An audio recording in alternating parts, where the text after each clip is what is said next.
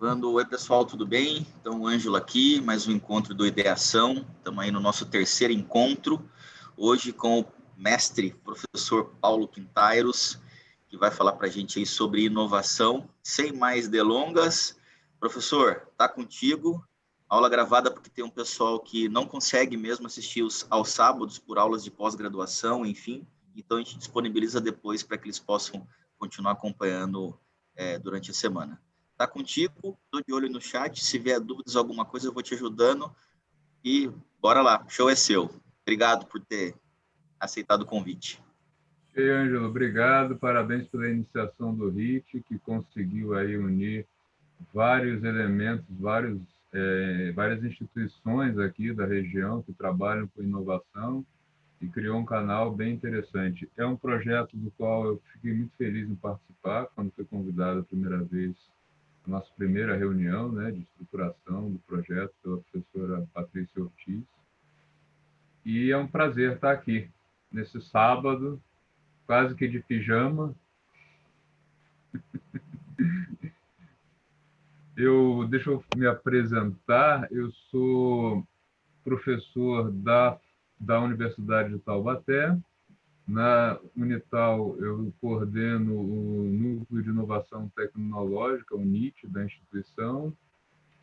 Sou professor da rede Centro Paula Souza, que é a responsável, né, é a mantenedora das FATECs e ETECs, onde eu também atuo na Inova CPS, que é a assessoria de inovação da superintendência, né, do Centro Paula Souza. Minha região de atuação como agente de inovação e coordenador de projetos é de Pindamonhangaba até Jacareí, compreendendo aí todas as 9 unidades entre FATECs e ETECs. Então, a gente vem trabalhando com inovação já há alguns anos e o HIT é uma excelente oportunidade para os empreendedores aqui da região. Por isso, eu sou um grande incentivador e tento colaborar ao máximo com o projeto e com todas as iniciativas.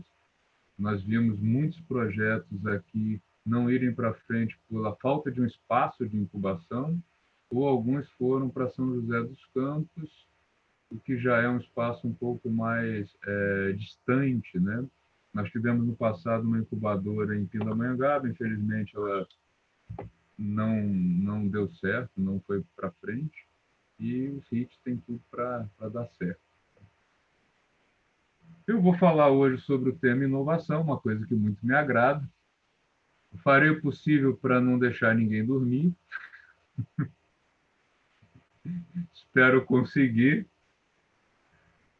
Podem interromper à vontade, podem fazer perguntas à vontade, não precisa esperar o final. Em alguns momentos eu vou buscar provocar vocês, provocar discussões. Tá? Só quero checar se todos estão vendo já o slide. Ok? Então, a ideação é um projeto aí do HIT. Eu estou aqui representando duas instituições, uma responsabilidade grande, a Inova Centro Paula Souza e também a Unital.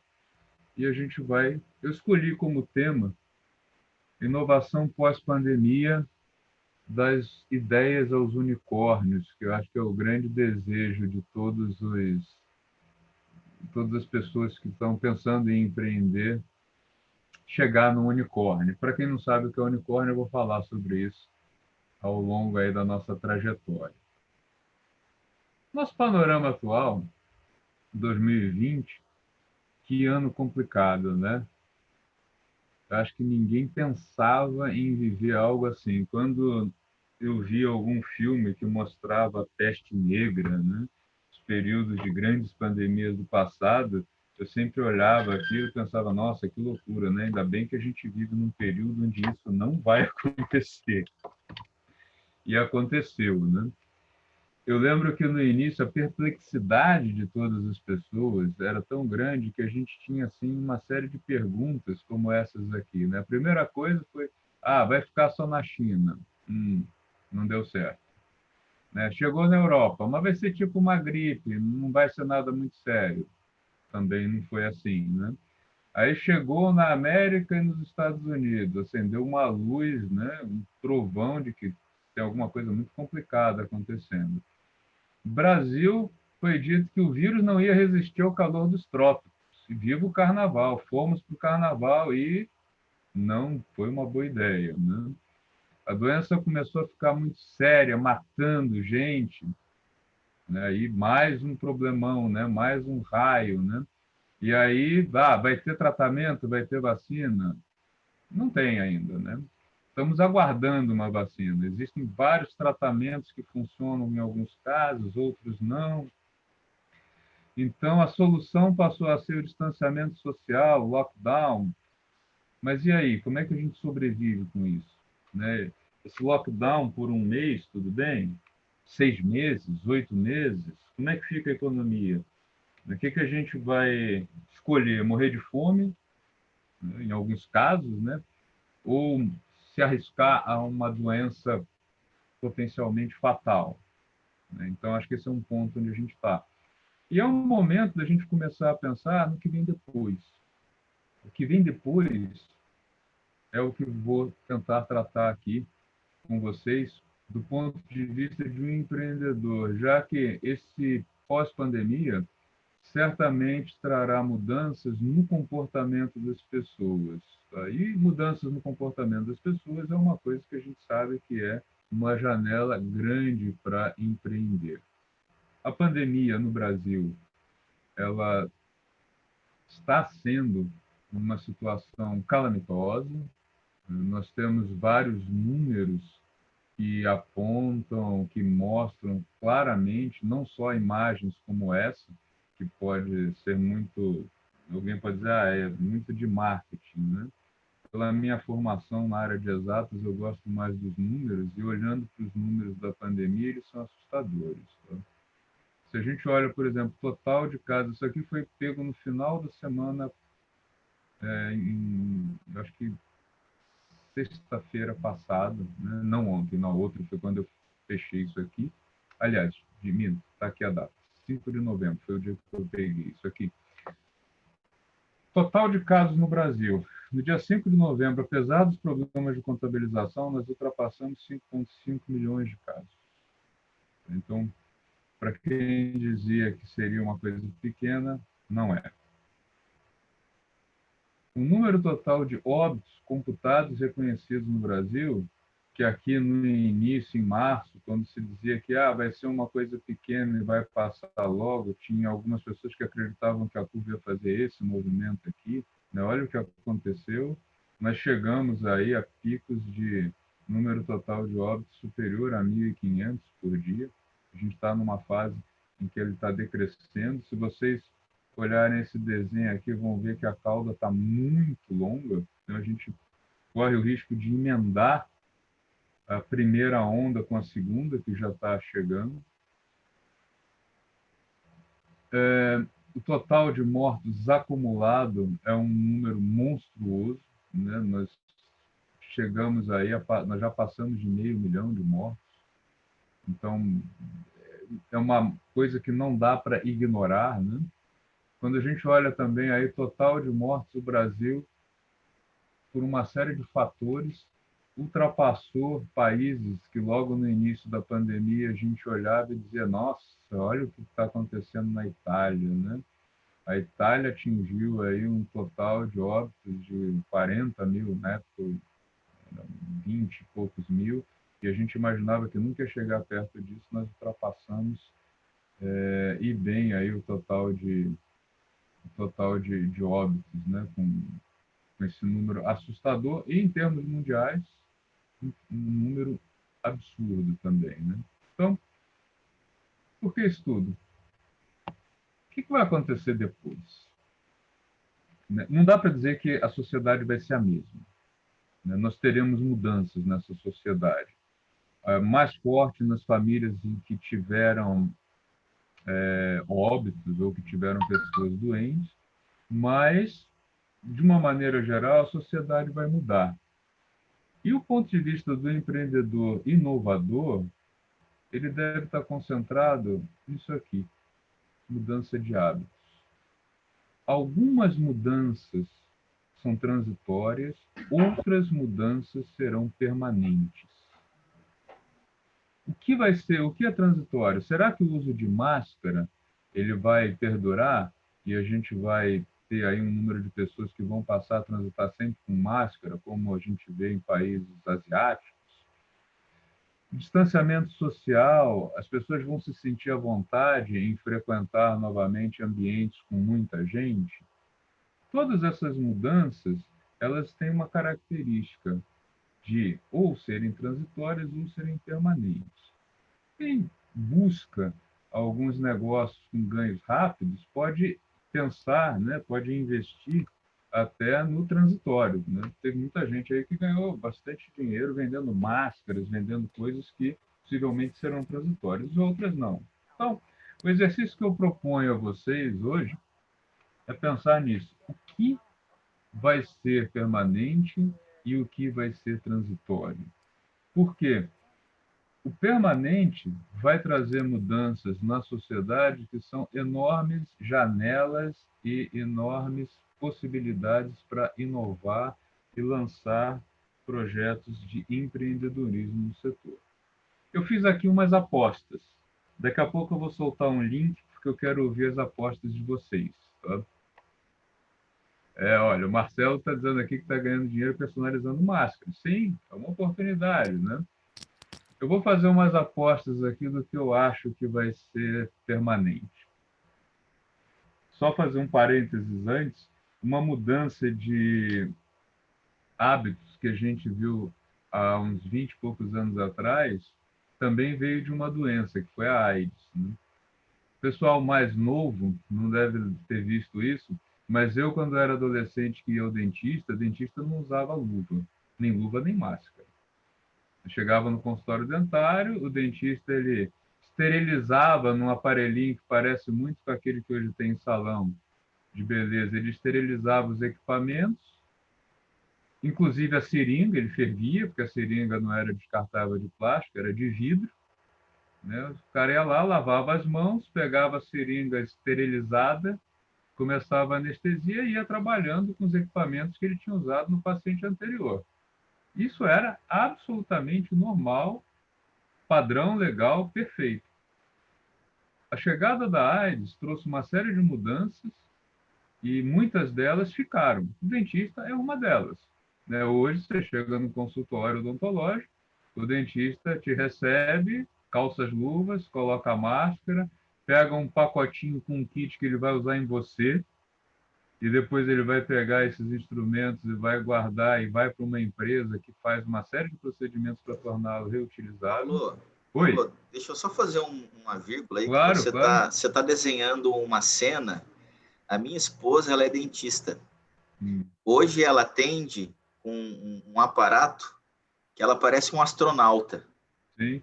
Então, como nós somos novinhos, como mudou em 20 anos essa questão do aparato do dentista, né? Pode ser que eu só quis colocar isso porque eu estou vivenciando isso com ela em casa aqui. Teve uma mudança muito grande com a AIDS e agora mais uma, né? Agora entrou, até antes dessa pandemia, era a máscara e o óculos. Agora entrou a face shield, né? E junto com ela, uma série de problemas. Então, assim como a AIDS trouxe mudanças permanentes na sociedade, e algumas que pessoas mais jovens aí, né, os menos experientes que a gente, eles nem sabem que isso passou a ser assim depois da AIDS, porque é tão comum para eles. Então, eu fiz aqui a minha listinha de apostas, que daqui a pouco eu vou querer ver as apostas de vocês. A minha aposta é que as empresas gostaram muito do home office. Home office economiza, faz reduzir espaço. Então, escritórios em baixa, home office em alta. Isso é uma tendência que deve ficar. Claro que vai ser um híbrido, né? Nem todas as empresas vão abrir mão 100% dos escritórios, embora algumas já tenham feito isso. O movimento aí de quebra de contrato e devolução dos espaços, ele já aconteceu em São Paulo, teve um número expressivo. Outra mudança, compras online em detrimento das lojas físicas. também é um movimento que teve uma aceleração que eu aposto que veio para ficar. Algumas grandes lojas, grandes marcas, elas já estão com projetos de reestruturar a loja física, pensando em quê? Pensando em que a loja física vai ser um local onde o consumidor vai ter contato com o produto, quando ele achar necessário, mas ele não vai lá para comprar. Como se fosse uma vitrine, onde você pudesse pegar, experimentar, mas na hora de comprar, faça a compra online. Existem algumas lojas, inclusive de cadeias grandes, eu passei por essa experiência, em que você vai na loja física, vê o produto e quando você pergunta, posso comprar? O cara te diz, não, você tem que comprar pela internet e depois voltar para retirar. Isso aqui é só mostruário. Então, isso já está acontecendo em algumas lojas. Eu aposto que é uma tendência que veio para ficar. Uma sobre a qual pairam dúvidas. Se as pessoas realmente vão buscar continuamente casas mais espaçosas em detrimento dos apartamentos funcionais, aquele apartamento pequenininho para o cara que só pensava em ir dormir. Né? A Nayara está dizendo que ela já fazia isso. Eu também, Nayara, eu também já usava a loja física para ver. Mas as lojas físicas, elas gostavam de vender lá. Eu acho que o movimento agora é que a loja física vai assumir que ela é uma vitrine e não, de fato, uma loja. Uma mudança isso. Né? Essas casas com mais espaço, existe uma... Paulo, Oi, deixa eu só dar mais um claro, pitaco. quando quiser. Esses dias nós fomos numa loja, eu e minha esposa, já faz uns 2 meses, logo quando começou a abrir, nós fomos numa loja para ver um produto com esse intuito. No final das contas, a gente ia comprar na internet porque entregar em casa, o parcelamento era melhor, o preço era melhor. E nós descobrimos que tal rede estava tirando da sua loja física alguns produtos porque eles perceberam que gerava trabalho e mão de obra para os vendedores e não entrava fluxo de caixa depois. Então, eles estavam tirando um sortimento da loja, porque no fim das contas eles estavam trabalhando para o outro vender. Então, é mais uma situação da dinâmica do mercado que é novo para todo mundo. Quer dizer, não é tão novo, mas acelerou mais ainda, né?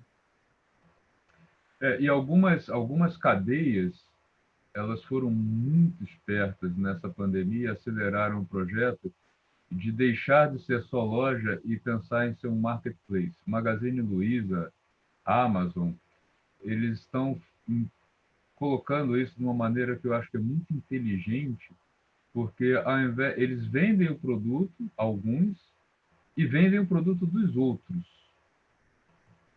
E aí tem um detalhe nessa história que é interessante, porque o que é considerado mais valioso hoje continua sendo dessa grande cadeia.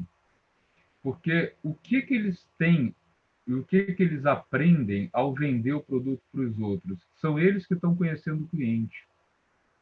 Por que você comprou, onde você comprou, quantos cliques. Então, o cara que está vendendo, de fato, né, que é o comerciante de uma empresa menor em tamanho, ele vendeu e não sabe para quem. Não sabe por quê e não sabe quanto.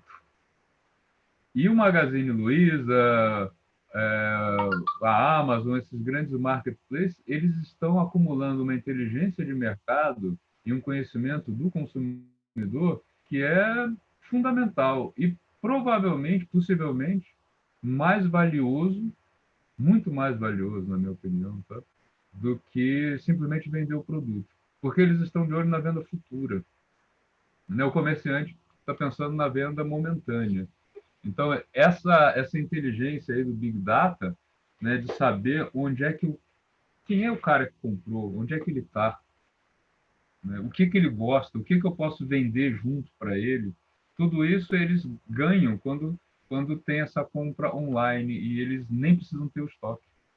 Não precisam ter estoque, não precisam ter nada. Né? Então, essas compras online vieram para ficar, sem dúvida. Das casas, eu já falei que há dúvidas. Comida delivery. Comida delivery é uma coisa que minha aposta veio para ficar e ela tem muito a ver com essa questão do escritório, tá? Que é uma cadeia, né?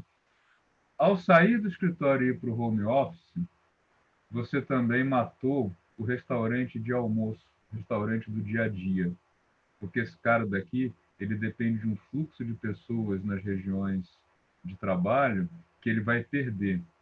E como em casa, às vezes, nem sempre trabalhando em home office, você vai ter tempo de preparar a comida ou de preparar toda a comida, o delivery é interessante.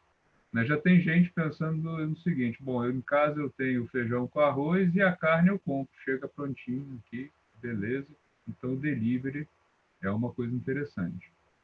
Cinemas e teatros, olha, vão voltar sim, mas eu não sei como. Tá? Eu acho que as pessoas vão demorar muito tempo. Pense no seguinte: você se sentiria confortável ir ao cinema hoje e sentar naquela distância que a gente tem nas salas atuais de uma pessoa que você não conhece? O que vai acontecer se esse cara que está do teu lado no cinema espirrar? Você vai continuar vendo o filme achando aquilo divertido ou no teatro? Então, acho que uma tendência muito forte ao stream de vídeo e aqui um negócio muito em xeque. Tá? E aí a outra pergunta, tá, então eu posso aumentar o espaço entre as cadeiras, mas aí o cinema continua sendo viável? Assim como o restaurante, né, com o distanciamento que eu preciso colocar entre mesas, é um distanciamento típico de restaurante de alto padrão. Né? O restaurante de médio padrão não consegue ter tão poucas pessoas. A Alemanha já modificou teatro, tem vários teatros na Europa que estão fechados, e isso é uma grande incógnita. Outra consequência aqui, ó, já que eu não vou para o escritório, eu posso ficar de moletom, que maravilha, né? Rodízio de pizza, então, rodízio de pizza e o restaurante Aquilo, aquela aglomeração da fila do restaurante Aquilo é uma coisa que eu acho muito. Um movimento que a gente observava aqui na região eram dos idosos que moram no centro de Taubaté, de São José, que eles descobriram que não era tão confortável nem econômico fazer comida em casa, iam nos restaurantes Aquilo. Esses caras não vão ter coragem de voltar para a fila do restaurante Aquilo, mas eles provavelmente vão entrar no delivery. Tá? Né? Quem não está de bermuda e chinelo nesse momento? Não sei, eu tô. Não posso levantar. Né? No máximo, camisa polo em reuniões formais. Né? Mas precisou levantar, plum, desliga a câmera e levanta. Então, acho que isso aqui também, trajes formais, é um negócio embaixo. E aí, um outro negócio que também está sofrendo muito, né? Os salões de festa, aqui na região. Alguns fecharam, não voltam mais, porque festas com muitas pessoas, nem o dono da festa quer fazer, nem os convidados querem ir. E não sei durante quanto tempo isso aqui vai perdurar. E aí a gente passa a ter as comemorações intimistas. O que eu quero pontuar com vocês é que cada uma dessas mudanças aqui abre muitas e muitas janelas de oportunidades para muitos setores. E demandas novas carecem de soluções novas, carecem de inovações. E é por isso que eu vou falar um pouco sobre as inovações e daqui a pouquinho vou soltar o link para ouvir um pouco das inovações de vocês e depois vou falar as minhas sugestões. Algumas são óbvias, né, da pandemia. Por exemplo, fintechs. Né? Se eu tenho compra online, eu preciso ter formas de pagamento, meios seguros. Se o idoso entrou no mercado online, né, e o idoso ele tem muitas dificuldades para usar esses equipamentos, eu preciso de fintechs, inclusive, específicas para eles. Né? Que vai em várias coisas, inclusive existem alguns idosos que eles estão tendo problemas com essas telas. Eles têm muita dificuldade, eu acho que talvez por conta do tato, algumas coisas nos dedos, eles reclamam que a tela não funciona bem com eles. Então, não sei não se a gente não vai ter alguns celulares com alguma coisa mecânica aqui que permita ao idoso fazer essa navegação. Pode ser, é uma solução para um problema. Mercado Livre mudou e mudou muito bem e virou uma das empresas mais valorizadas atualmente aqui da América do Sul, Mercado Livre, porque eles estavam com tudo pronto. Né? Outra oportunidade interessante que surgiu com a pandemia, ou melhor, acelerou, é a questão da logística. E para as startups, isso aqui abriu uma grande oportunidade, uso de áudio também crescendo. Aqui na logística, entrou no cenário uma coisa chamada startups da logística last mile. Por quê? As empresas de logística são muito boas em trazer o produto, por exemplo, até um grande centro de distribuição, mas entregar isso na casa prescinde de uma inteligência que muitas vezes eles não têm, que é conhecer o local, né? Conhecer o local não só do ponto de vista que o Google Maps pode ajudar, mas até de saber se existe algum local onde, por questões de segurança, não se deve fazer entrega num determinado horário, né? Ou conhecer algumas peculiaridades aqui do local. Por exemplo, você não pode fazer uma entrega, você não pode pensar em fazer uma entrega numa região em que você tenha casas populares no horário de trabalho, porque você vai ter dificuldade de ser atendido, né? Você tem alguns locais que só realmente um cara da região ele é capaz de fazer essa entrega rápida. E aí o que começou a acontecer? As grandes operadoras logísticas começaram a contratar startups do setor last mile, onde o cara faz só essa entrega da última milha. Ele vai lá no setor, né, no galpão deles logístico e faz a entrega até a casa da pessoa. Junto com isso, Posso falar a respeito deve, disso? deve, A Amazon hoje ela possibilita a qualquer usuário fazer a entrega de produtos, né? Então, como se fosse uma espécie de Uber. Então, você vai até um depósito, busca uma quantidade de produtos e faz a entrega na sua região ali. isso, que é o que eles chamam de última milha, né?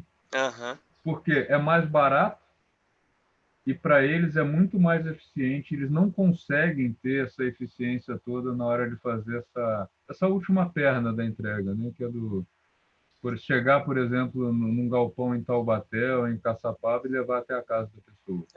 Faz a entrega chegar em 1, 2 dias, aí é muito mais rápido também. Sim, sim. Então, são só alguns exemplos de janelas de oportunidades que eu coloquei aqui que estão surgindo com a pandemia, tá?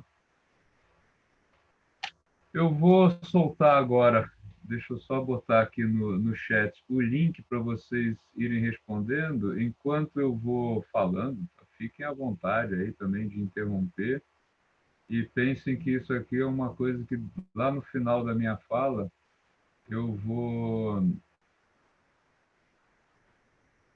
colocar para vocês os resultados das respostas de vocês. É uma enquete aqui. Deixa eu buscar o link. Quando você for o link, eu vou colocar uma outra experiência que a gente teve aí nos últimos 30 dias. Eu precisei comprar coisa de esposa e filhos, né? Pra você comprar uma certa boneca, procurei em tudo quanto é lugar e encontrei a boneca no Magazine Luiza já no modelo de marketplace, né? Não eram eles que estavam vendendo. E o engraçado é que eles garantiam a entrega da boneca até Caçapava. Então eu precisei me deslocar de Taubaté até Caçapava para retirar o produto. Fica aquela questão, né? As pontos de interrogações que a gente coloca. Bom, mas Caçapava, Taubaté, parece que é tão perto, mas provavelmente tem uma trava logística por trás disso que a gente nem imagina que impediu o cara de entregar na minha cidade, senão ele faria. E por outro lado, se tivesse um serviço desse do cara retirar lá e sair disponibilizando aqui em Taubaté, nesse modelo que vocês comentaram, né? Eu como cliente pagaria até R$ 10 a mais, porque quanto eu gastei para sair no horário comercial de Taubaté e até Caçapava, gastei gasolina, enfim, tive que me ausentar por alguns minutos, que não são poucos minutos, porque Taubaté é próximo, mas a ida, parar o carro, entrar na loja, retirar o produto, entrar no carro de novo, voltar para onde eu estava, você perde 40, 50 minutos, né? Então, esse mercado, eu acredito que antigamente, eu conheci ele como courrier, mas o courrier já virou outra coisa, né? Já modificou tudo. Se eu não me engano, o Mercado Livre e a Amazon já fazem isso já. Já. Eles estão operando nessa coisa da Last Mile e tem, inclusive, uma empresa que é específica do setor, que eles estão trabalhando com franquias, que eles já receberam aporte de capital desses milionários, porque eles têm uma logística só da última milha. Ô, professor, eu queria falar que eu estava lendo esses dias sobre entregas de drone com o iFood. Eles estavam fazendo de alguns testes aqui, e a ANAC já liberou 200 cidades, que eu estava lendo, né, na reportagem, que 200 cidades já estão liberadas para estar fazendo esses testes de entrega. Inclusive, lá em São Paulo tem uma lanchonete que eu estou seguindo, que eu vi, que eles viram essa ideia lá fora, né, na Europa, e aí eles estão fazendo um MVP aqui, né? Estão fazendo esses testes para fazer essa última entrega mesmo. Que é do lugar da onde sai o lanche até um certo ponto, e de lá o drone pega e levaria até na casa da pessoa. Mas isso vai demorar não muito, mas é um futuro próximo, né? Já está acontecendo. Tem que fazer bastante teste, né? Porque brasileiro é diferente. Aí tem a questão do aspecto cultural e do aspecto também geográfico. Vamos começar a vender carta de drone daqui a pouco, né? Carta de habilitação de drone, só vai ser acidente. Eu também acho que a gente vai ter alguns problemas aqui com isso, mas é uma tendência. Um problema que tem aí no setor de alimentação, que é grave, é como fazer o produto chegar não destruído. Esse é um problemão. Com o advento dos restaurantes de alto padrão entrando no jogo, a coisa ficou mais interessante ainda, porque eu li uma reportagem sobre chefes de São Paulo, que eles partiram para o delivery, mas uma coisa importante nesses restaurantes de alto padrão é como o produto chega, né? Aquela arrumação bonita do prato, etc. E o motoboy, né, a gente sabe que ele entrega o produto num estado não muito legal, né? Eu não tenho nada contra o motoboy, muito pelo contrário, eu acho que ele ajuda bastante, mas ele não entrega os produtos assim, de maneira, digamos... Vamos ser claro, Paulo. Se é uma pizza, a massa vem de um lado e o queijo já escorreu para a caixa. Já correu para a caixa. Se o ovo estava inteiro, ele chegou picado. Para quem gosta do feijão embaixo do arroz, já não dá arroz certo, exatamente. Então é isso mesmo. O cara chega com um produto destruído. Ângelo, eu vou colocar o link também para você, porque eu sei que você tem um grupo com o pessoal. Com o pessoal, né? Acho que aí também fica mais fácil. Inclusive, para quem não está assistindo, tá o link aí Eu já coloco lá. Do Ideação também, tá? Então, enquanto a gente vai conversando, eu vou seguindo aqui. A gente pode também ir, vocês podem também ir respondendo, tá? Bom, seguindo um pouco, a não ser que mais alguém queira perguntar alguma coisa. Nada, então vamos lá. Na verdade, eu só fazer mais uma contribuição. Ontem eu encontrei com um primo, anteontem, quinta-feira, engenheiro, em home office desde maio, março. Rafael, e aí, cara, como é que vai ficar aí a sua situação? Não, já está resolvida. A empresa fechou o escritório, é home office 100%, e para nós foi ótimo, porque agora eu não preciso mais ter um apartamento como base em São Paulo, não gasto mais minha gasolina, não fico mais estressado, estou em casa, estamos sem escola, estou tomando conta da minha filha. Então, a questão do home office para ele foi uma solução incrível, porque nesse momento eles teriam um problema aqui, quem quer tomar conta da filha, que tem 4, 5 anos. No fim das contas, engenheiro faz conta, né? Ele me passou que o salário dele é como se tivesse aumentado 25% por conta dos gastos que ele deixou de ter. Isso é incrível, cara. E só para complementar do lado da empresa, eu tive uma reunião com o prefeito de Taubaté uns 30, 40 dias atrás, não eu, né? Estava um grupo ali junto discutindo uma questão e questionaram ele sobre o trabalho home office de parte de alguns setores da prefeitura. E ele pegou um específico, ele estava comentando um setor onde, basicamente, majoritariamente, o que se faz são processos documentais. E ele falou que colocou todo mundo em casa. E o pessoal passou a entregar 30% a mais de trabalho do que antes. Então, no É, fim das contas, essa quebra de paradigma que a quarentena provocou deu match, né? Deu match em várias situações. você flexibilizando o horário também, né? Você acaba Uhum. aproveitando períodos mais produtivos de cada um. Sim. É uma experiência que eu tive que foi. Agora foi legal, tá, gente? Mas isso é tipo salsicha e lei, né? Melhor não contar como aconteceu, né? As reuniões da Comissão Geral de Pesquisa e Pós-Graduação da Unital, elas foram feitas totalmente online pela primeira vez e eu cuidei disso. Eu consegui fazê-las dentro do Teams. É claro que a minha mãe foi muito xingada, a secretária não queria mais falar comigo, porque teve que digitalizar processo, etc. Mas funcionou. E passada a primeira, que foi assim um grande susto, todo mundo passou a gostar, né? Pelo menos todos os integrantes. Por quê? O conselheiro, porque ele faz de casa. Depois ele não.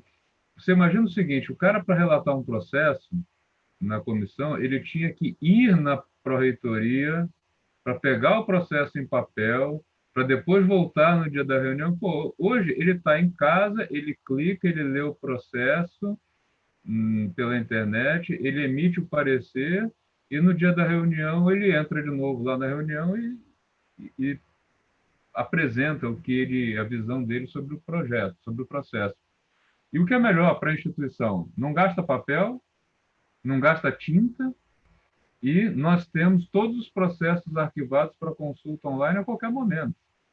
Então, acho que assim, é um ganho enorme, um ganho de qualidade, de fluxo mesmo de processo e economia também. Então, eu acho que é uma coisa assim que, é claro que tem várias coisas que a gente vai ter que aprender a fazer no online, né? As primeiras vezes, as primeiras reuniões foram complicadas, sempre, né, tem aí as dificuldades, mas depois que as pessoas descobrem como fazer, não tem comparação. Não tem comparação. Falar rapidinho, assim, que eu vi, né, Ô, vocês Nayara, concluíram com essa coisa está um pouquinho falando baixo o teu áudio. Se você puder falar um pouco mais alto. tá baixo, Agora melhorou. melhorou? Então, eu acho que eu vou segurar aqui o microfone mais É. próximo.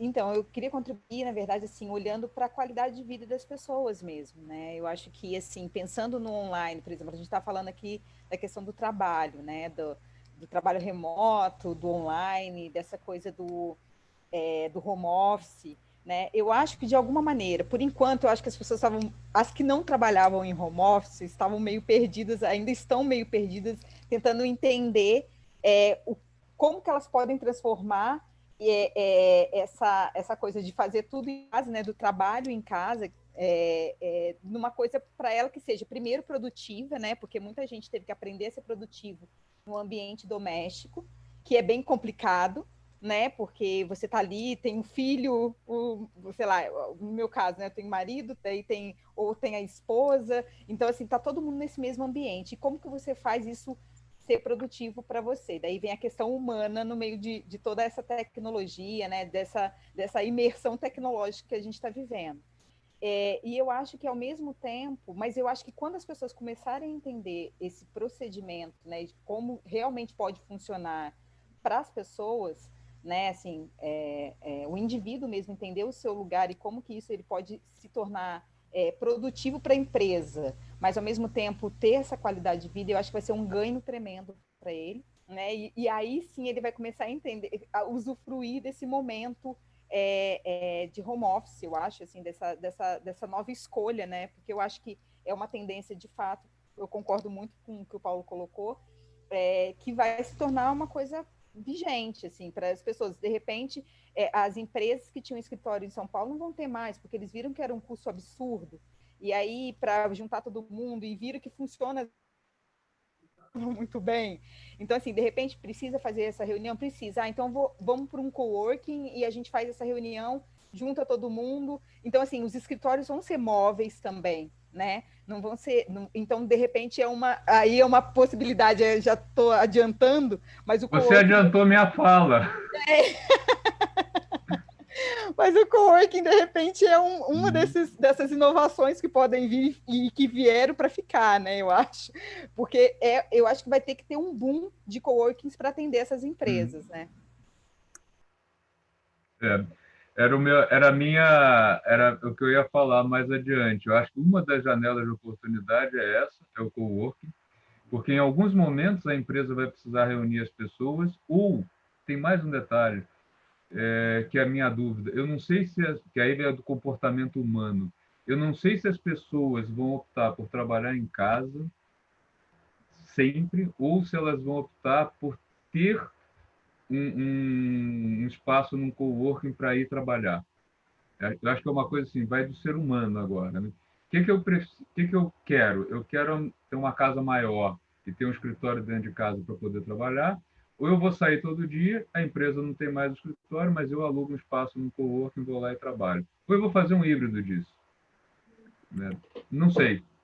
É uma incógnita. Por isso que eu coloco sempre a interrogação ali nos casos maiores.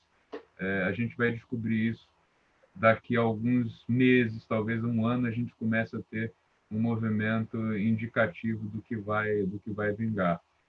Mas, Paulo, oi. estou com a mão levantada. Ah, tá. Eu não consigo ver também isso. Mas pode falar, pode falar. Eu queria só dar uma acrescentada. Primeiro, concordar com tudo que você está falando, mas colocar sempre uma ressalva. Tudo isso são possibilidades. Sim. E a gente pode abrir mão de olhar o futuro de curto prazo, né, para definir aonde a gente vai botar energia para fazer coisas, porque vem pela frente não uma, mas 3 ou 4 vacinas contra a Covid.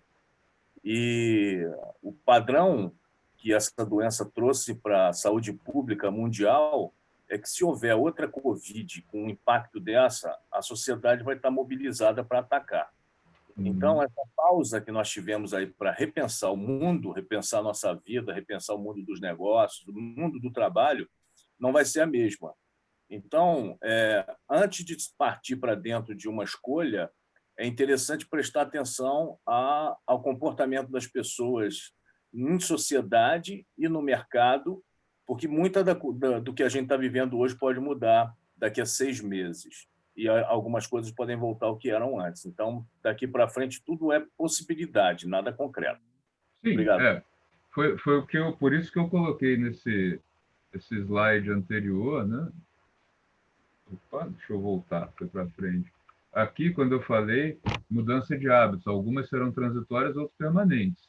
E o investidor, o empreendedor, ele tem que olhar para o momento atual e tentar entender o que vai ser permanente e o que vai ser transitório. A pandemia vai passar, a vacina vai chegar, né? Enfim. E algumas coisas que hoje a gente só está fazendo por causa da pandemia, talvez a gente descubra que é legal continuar fazendo, né? Outras, eu acho que não, a gente volta a fazer como era antes. E, além disso, o medo, né? O medo que algumas pessoas vão ter, ele possivelmente vai fazer com que a mudança se torne permanente, mesmo que não seja mais necessário. O distanciamento, será que as pessoas vão se sentir confortáveis? Quando que as pessoas vão se sentir confortáveis para entrar numa aglomeração, por exemplo, como era um show num estádio de futebol ou lá nos grandes casos de São Paulo? Será que as pessoas vão se sentir confortáveis daquele jeito, né? A gente começa a agir mais na prevenção, né, do que na causa ali, na consequência. Tá? Sim.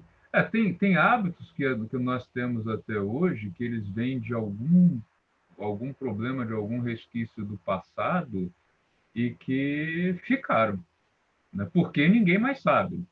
né? É um pouco aquela brincadeira do criar um paradigma, né? O paradigma se forma quando você não tem mais nenhuma ideia de por que você faz aquilo, mas faz. E alguns ficaram mesmo. Por exemplo, um que é muito curioso, o tamanho da janela do avião, né? O primeiro, teve um avião da Pané, não lembro mais qual foi o modelo, que ele tinha uma janela maior, todas explodiram. Na época, os caras não sabiam fazer cálculo de quanto o vidro suportava de diferença de pressão, mas hoje em dia não tem mais nenhum problema. A janela do avião poderia ser maior. A gente tem tecnologia para isso. Mas ficou o paradigma. A janela do avião é daquele tamanho. Olha o desafio do home office. É assim. É assim. Estou por aqui, tá? Vou ficar só sem vídeo porque fico Tá, com caos. tranquilo. Ainda por cima, home office sábado, tá? Bom, seguindo aqui com a minha proposta de hoje, vamos falar sobre o que é inovação, né? O que a gente chama de inovação? Inovação é uma palavra que vem sendo muito usada na mídia nos últimos anos. Ela ganhou muita popularidade, mas acho que também ganhou muita fake news e muitas confusões em cima do que é inovação, tá? Eu vou procurar ser bastante técnico com relação a isso. É uma palavra que ela tem uma conotação de dia a dia, inovar, mas tem uma conotação mais técnica. Eu vou me ater aqui ao que é mais técnico, tá? Então, primeiro eu vou dizer tecnicamente o que é inovação, especialmente como vocês são futuros empreendedores, e caracterizar algum empreendimento como inovação, ele tem consequências que podem ser muito boas, inclusive do ponto de vista de financiamento, e aí saber o que é considerado inovação de fato e o que não é. Falar um pouco sobre o que é inovação social e como é que isso é encarado dentro do empreendedorismo, tá? Primeira coisa, existem leis que regulamentam o que é inovação. Tá? Existe aí todo um arcabouço. Depois, se vocês quiserem, a gente pode manter contato via Facebook, enfim, ou qualquer outra rede social. Eu passo essas leis para vocês. Ou também o Ângelo está colocando aí algumas coisas depois no WhatsApp. Tá? Então, olha só, em 2004 já tinha uma lei federal que definiu o que é inovação. Inovação é introdução de novidade ou aperfeiçoamento, ou seja, não é só criar alguma coisa nova, você pode aperfeiçoar alguma coisa que já existe. Em ambiente produtivo e social, resultando em novos produto, serviço ou processo, compreendendo novas funcionalidades. Então, se você dá nova funcionalidade a alguma coisa, isso é inovação. Se você dá nova característica a um produto ou serviço, isso é inovação. Tá? Desde que você comprove que essa inovação, que essa mudança, ela tem algum ganho, ou na qualidade ou no desempenho. Não pode ser só uma mudança na cor, ou coloquei uma alça a mais e daí. Essa alça tem algum efeito? Se não tiver, não é considerado inovação. Tá? Então, lei federal aí, decreto de 2004 já dizia o que era inovação. A base dele, né, o decreto é longo, a gente não vai ler todo ele aqui, claro, é dizer que a inovação compreende esses 4 elementos que ele coloca como sendo fundamentais. Primeiro, ciência, tem base científica, né, por sobre vários aspectos, inclusive econômico e social, contribui para a sociedade, tem mercado. Isso aqui, gente, é fundamental, tá? O inventor, né, eu já vi alguns casos, o cara diz, eu tenho uma startup que tem um produto novo, mas não tem mercado. Desculpa, não é inovação, porque a própria lei de inovação diz que se não tiver mercado, não é inovação. Ela tem que trazer benefício para alguém e tem que ter público para isso. Se não tiver, não é inovação. Então, ter mercado e fomentar o empreendedorismo, integrando aí todos esses elementos, que é por meio do empreendedorismo que esta solução vai chegar no mercado. Então, assim, é uma integração que já é proposta desde do primeiro decreto, que é de 2004. De 2005, a gente tem também a Lei do Bem, que, de novo, fala concepção de novo produto ou processo de fabricação, funcionalidades, as mesmas palavras, e finaliza com resultando em maior competitividade no mercado. Então, de novo, inovação tem que ter mercado. Convenção de Oslo, essa é mundial, tá? O manual de Oslo está disponível em português no site da FINEP, onde ele traz todas as definições do que é inovação. Então, de novo, pode ser criação ou recriação de modelos que atendam a necessidades humanas e que vai trazer melhorias e trazer isso para o mercado em tempo recorde. Então, assim, todo o arcabouço de inovação fala em novidade, melhoria no atendimento às necessidades das pessoas ou de empresas e com mercado. Lei Paulista de Inovação, mesma história, tá? De 2008. Estimular as instituições, empresas, pesquisadores a participar do processo de inovação tecnológica. Ele ainda coloca isso aqui, tá? Que é foco do Estado de São Paulo, que a inovação, né, o empreendedor inovador, ele tenha contato com essas instituições que são consideradas fundamentais para que a inovação seja levada ao público em tempo recorde. O que é isso? Gente, você tem uma ideia e precisa de um laboratório para testar, você não precisa construir um laboratório. Esse laboratório pode existir dentro de uma universidade, dentro de uma instituição, dentro de algum coworking que tem aí uma característica de oferecer laboratórios, né? Você não precisa comprar máquina, você pode alugar, né? Você pode alugar espaço, você pode contar com um parceiro que seja um pesquisador da área que vai te ajudar nisso, né? Então, a inovação, ela tem essa base aqui de trabalhar ciência, sociedade, mercado e empreendedorismo, tá? São os pilares aí dessa inovação. Esse slide ficou repetido, tá? Desculpa. E aí, ó, finalizando, o que eu posso dizer sobre inovação? Em resumo, a inovação é inovação se ela apresenta novidade, resolve o problema de alguém e esse alguém compra por essa inovação. Sem isso, a gente não pode falar em inovação. Onde se pode inovar? Ou em produto, ou em processo, ou em serviço, ou em marketing. Todos esses setores, inclusive, eles estão lá no manual de Oslo como os tipos de inovação. Esse processo aqui, ele é bem amplo, tá? Não só processo produtivo, mas também processo gerencial. Se você pode descobrir uma maneira nova de gerenciar uma empresa. Quando a gente olha para o pós-pandemia, do que fica e do que não fica, cada uma dessas áreas aqui abre janelas muito grandes. Vamos falar de algumas, né? Home office veio para ficar. Móvel, não é igual ao móvel do escritório. Não quero aquele móvel feio, cinza, brutão dentro da minha casa. Tem problema de espaço, né? Putz, outros problemas aí. Eu estou vendo que o Vitor está com uma cadeira que eu estou invejando. Eu estou com uma aqui que não está legal. Você também, Ângelo? Já está? Estou pensando em comprar uma cadeira para gamer, né? Alguns produtos eles vão mudar. Por exemplo, a minha mulher está me enchendo o saco porque ela começou a reclamar de dor nas mãos e eu dei um teclado para ela. Só que um teclado atualmente para longo uso é teclado de gamer.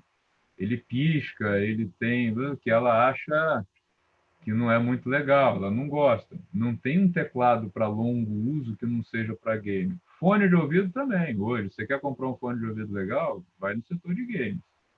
Porque o fone de ouvido comum dói a orelha, machuca. Então, uma série de produtos novos. Processo.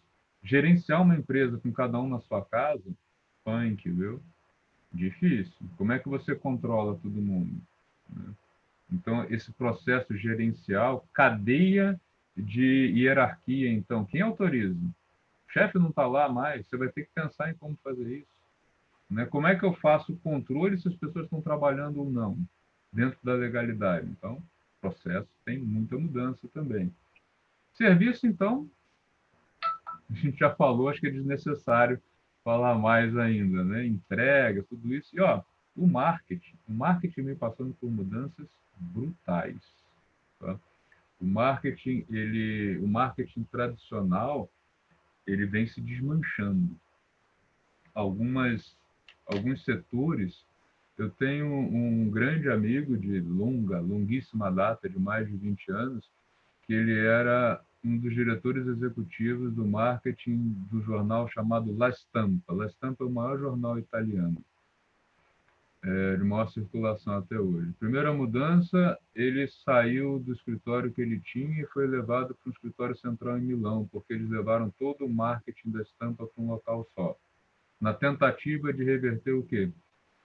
Quando o jornal era essencialmente impresso, o custo da página impressa era muito alto e o retorno era muito alto. Tipo, anunciar numa página de um jornal desse grande circulação no domingo era certeza de grande venda. Então o jornal cobrava caro por isso, mas valia a pena para quem podia pagar.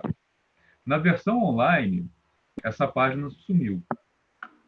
E aí as duas coisas despencaram, tanto o retorno do anunciante, quanto despencou também o custo desse anúncio. O anúncio caiu muito. Encurtando a história, esse amigo meu, hoje, ele é proprietário de uma gráfica e empresa de design para a qual alguns jornais terceirizaram. Os jornais nem têm mais isso internamente, porque não compensa. Então, quem não pivotou, quem não usou o conhecimento que tinha e insistiu no modelo antigo, está desempregado. Saiu do mercado. Por quê? O marketing mudou e mudou muito. Vai mudar mais ainda. Então, são janelas aí muito grandes para quem quer inovar. E aí a gente toca num ponto que é o seguinte: quando eu penso em inovar, a primeira coisa que eu devo pensar é para quem? Porque a minha maior chance de sucesso na inovação é se ela for uma resposta para uma demanda de alguém, ou grupo social ou grupo de empresas. Então, não é o que eu vou fazer, mas para quem que eu vou trabalhar. Depois que eu faço uma definição de para quem eu vou trabalhar, né, que eu olho para toda a sociedade, aí eu fiz o desenho com pessoa física, mas isso vale para pessoa jurídica também. Né? Eu vou escolher um setor, eu vou escolher alguém, eu vou escolher um grupo, e eu preciso conhecer esse grupo. Eu preciso me identificar com ele, que é o que a gente chama de empatia. Se eu não tiver empatia com esse grupo, eu não vou conseguir dar uma solução adequada. E o segredo do empreendedorismo viável é acertar esse alvo aqui. Esse alvo aqui, ele mistura três coisas. Né? A desejabilidade, que é o seguinte: eu estou resolvendo o problema de alguém, esse alguém sabe que isso é um problema? Né? Então, a pessoa para a qual eu estou fazendo uma proposta, ela deseja aquilo? Se sim, primeira fase feita, eu estou aqui nessa zona cinza. A minha solução é tecnicamente possível? Eu consigo entregar aquilo? Consigo fazer o produto? Eu consigo criar esse serviço? Se sim, eu já tenho uma interface boa aqui. Terceira fase, eu consigo fazer isso e entregar para essa pessoa de maneira que ela consiga pagar? Ou melhor, de maneira que eu consiga viabilizar a minha empresa? Se eu conseguir isso, eu acertei o alvo. O que mudou muito nos últimos anos do financeiramente viável é que a gente pensava sempre em que isso aqui tinha que caber no bolso desse aqui. Hoje a gente tem um viés muito diferente, que às vezes o cara que vai usar não é quem vai pagar. Né? O Google, por exemplo, inverteu esse modelo. Né? É a propaganda que está pagando. Então, eu tenho lá o meu acesso, eu tenho o meu Gmail, que eu gosto muito, eu não pago nada por ele. Claro que eu pago fornecendo meus dados que ele usa para vender para outra pessoa, tudo bem, mas eu não estou pagando. Então, é tecnicamente possível um sistema de e-mail que tem um volume tão grande de dados. Eu já desejava, eu tinha tremendos problemas na época com o volume de e-mails que eu queria armazenar, e para mim foi ótimo, eu não paguei nada, então bingo, deu certo. Então, quem conseguiu unir essas três coisas como uma solução inovadora tem enormes chances de sucesso. Tá? Existem algumas técnicas para fazer isso. Né? Existem algumas técnicas para chegar nesse alvo aqui. Vocês vão ter algumas palestras mais adiante que vão falar sobre elas, e eu vou me meter um pouco na seara dos outros, mas só para aguçar vocês, dizendo que não é simplesmente navegar e tentar acertar o alvo de maneira cega. Existem técnicas para ajudar vocês a fazer isso. Tá? Uma delas é o Círculo de Ouro, o Golden Circle, é o mais simples. Tá? Ele parte de uma lógica que é a seguinte. Primeiro, por quê? Qual é o problema que eu quero tratar? É o why. Né? Por que eu quero tratar esse problema? Detectei o problema, detectei as pessoas, como eu vou resolver esse problema? Como é que eu posso dar uma solução para esse problema? E, por último, é o quê? O que eu vou fazer? Aí, aqui sim, você está pensando em um produto ou serviço que vai atender essa demanda. No setor de engenharia, e eu, como já estou na inovação aqui há alguns anos, eu já vi muitos projetos que chegaram e eles têm o erro de começar por aqui. Aí o cara, nossa, eu tenho um produto super legal, bacana. Ele faz o que para quem? Se você não conseguir dizer isso, você tem uma coisa aqui que pode ser até legal, cara, mas você vai demorar muito tempo para descobrir onde é que chega. Né? Às vezes, ocorre no setor aí de negócios disso ter sido feito assim e dá errado. E quando chega aqui, você ou perde o trabalho ou tem que descobrir um AI novo. Né? Tem um exemplo muito legal disso aqui, que é a Nespresso. A Nespresso foi criada para substituir as grandes máquinas de café de bares e restaurantes. Deu péssimo, não deu ruim, como diz a gíria. Deu péssimo, ficou tudo encalhado, porque o custo da cápsula é muito alto, o restaurante consegue fazer aquilo muito mais barato. E o negócio só saiu do estoque quando alguém inverteu essa lógica. Né? E, na verdade, a história foi bem interessante, foi casual. Alguém que estava visitando a Nestlé viu aquilo e dizia, puta, eu queria ter isso em casa. Aí, uau, alguém quer ter café expresso de boa qualidade em casa. Como o ato estava pronto. Isso custou muito dinheiro para a Nestlé, porque quando eles lançaram o produto com esse viés no mercado, eles já tinham perdido quase que metade do tempo de exclusividade de patente. Então, as cápsulas genéricas entraram no mercado num tempo rápido, porque eles ficaram com o produto muito tempo no estoque. Tá? Então, Golden Circle é uma técnica muito rápida e muito fácil de usar para pensar nisso. A outra, que vai ser abordada por duas colegas um pouquinho mais adiante, que eu sou fã, é o Design Thinking. Não vou contar a história toda, porque elas vão falar sobre isso. Eu fico coçando a língua de falar sobre Design Thinking, mas não vou falar. Vou só dar uma pincelada de como é que ele entra nisso. Né?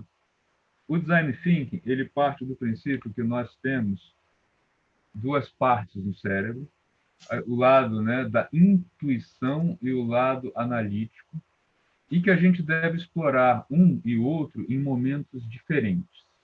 Tá? O lado intuitivo, ele envolve aí a emoção, ritmo, sinergia, criação, intuição, arte. O lado analítico, a lógica, racional. Pessoas da área de exatas, como eu, são deformadas, elas têm isso aqui atrofiado, isso aqui expandido. Né?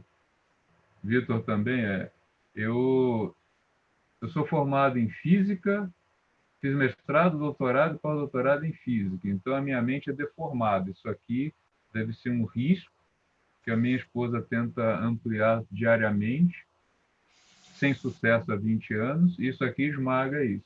Outras pessoas são o contrário. E o legal numa equipe de desenvolvimento inovador é ter as duas coisas, né? Ter pessoas dos dois lados. Por quê?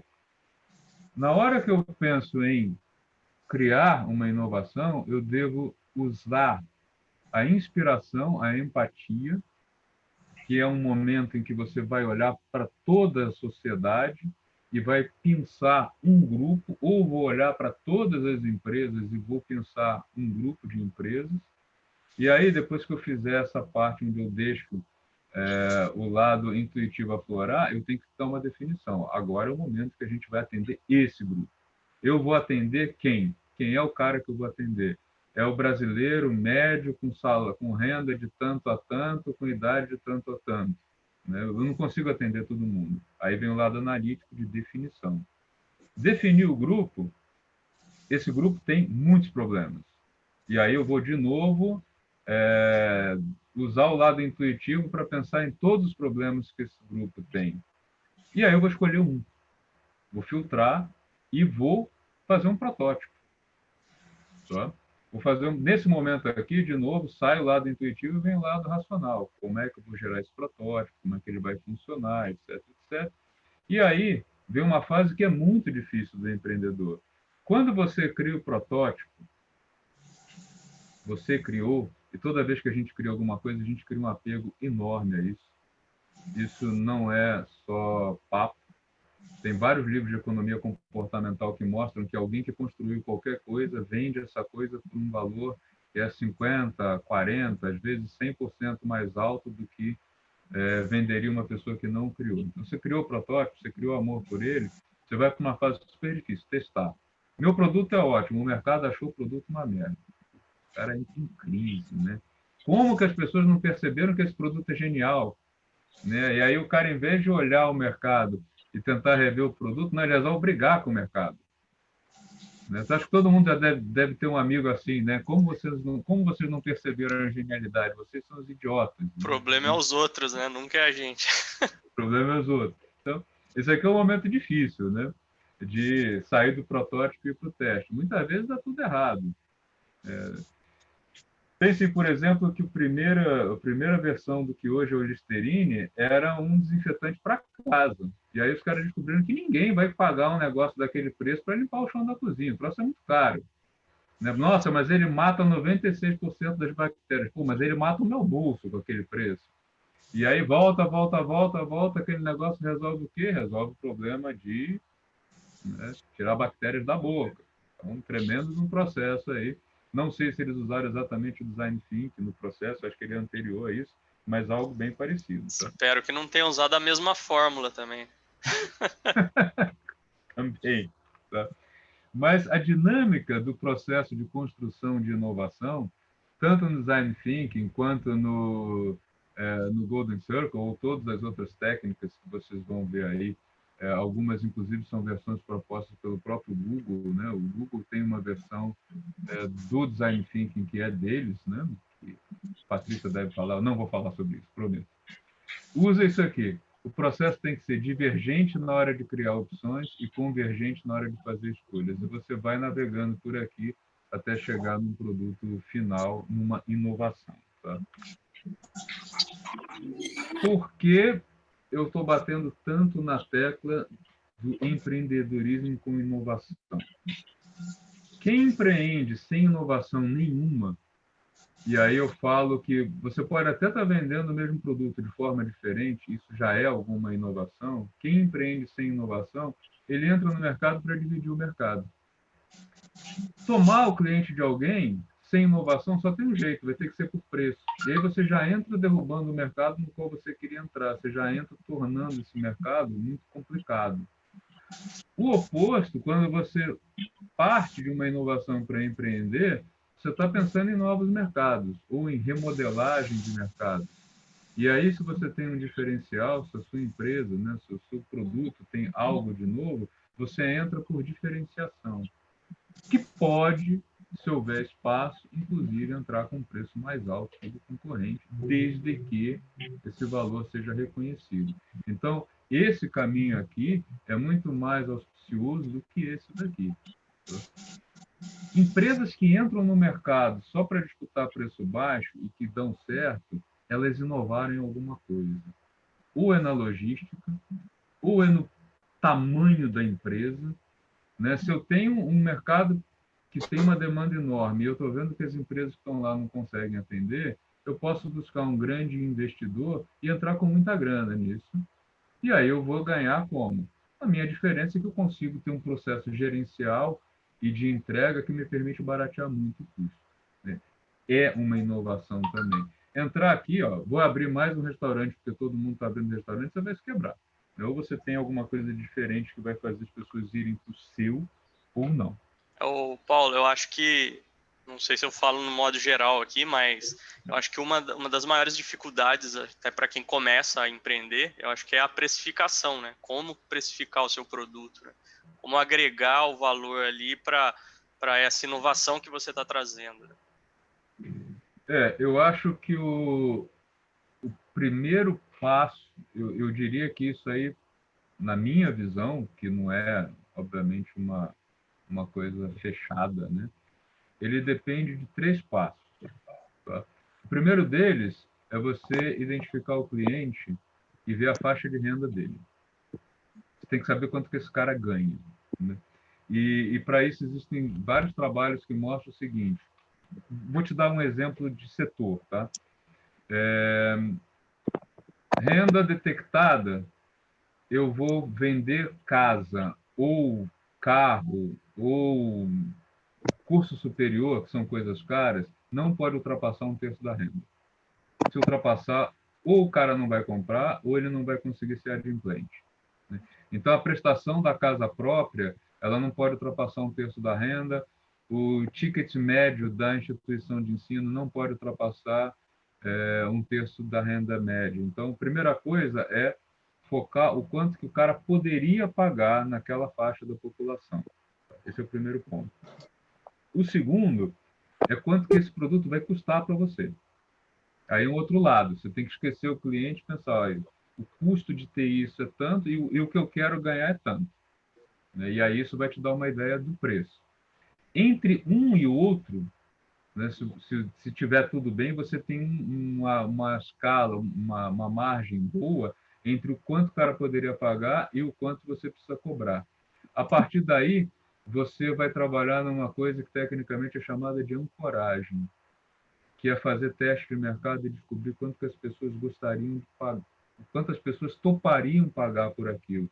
Porque uma coisa é o quanto que o cliente pode pagar e outra é o quanto que ele está disposto a pagar, tá? Que são duas coisas diferentes.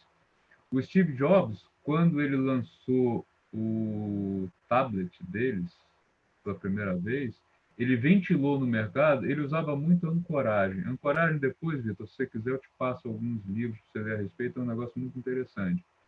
E faz parte da irracionalidade do ser humano. Tá? Ele ancorou em $1.000. Ele fez a propaganda e ancorou em $1.000. E entrou no mercado vendendo a R$ 499,99, a 500. Quando ele fez isso, ele gerou uma venda gigantesca, porque ele ancorou o produto num valor e entrou no mercado com 50% disso. Isso foi pensado, né? Os caras são muito bons e ele era muito bom no marketing.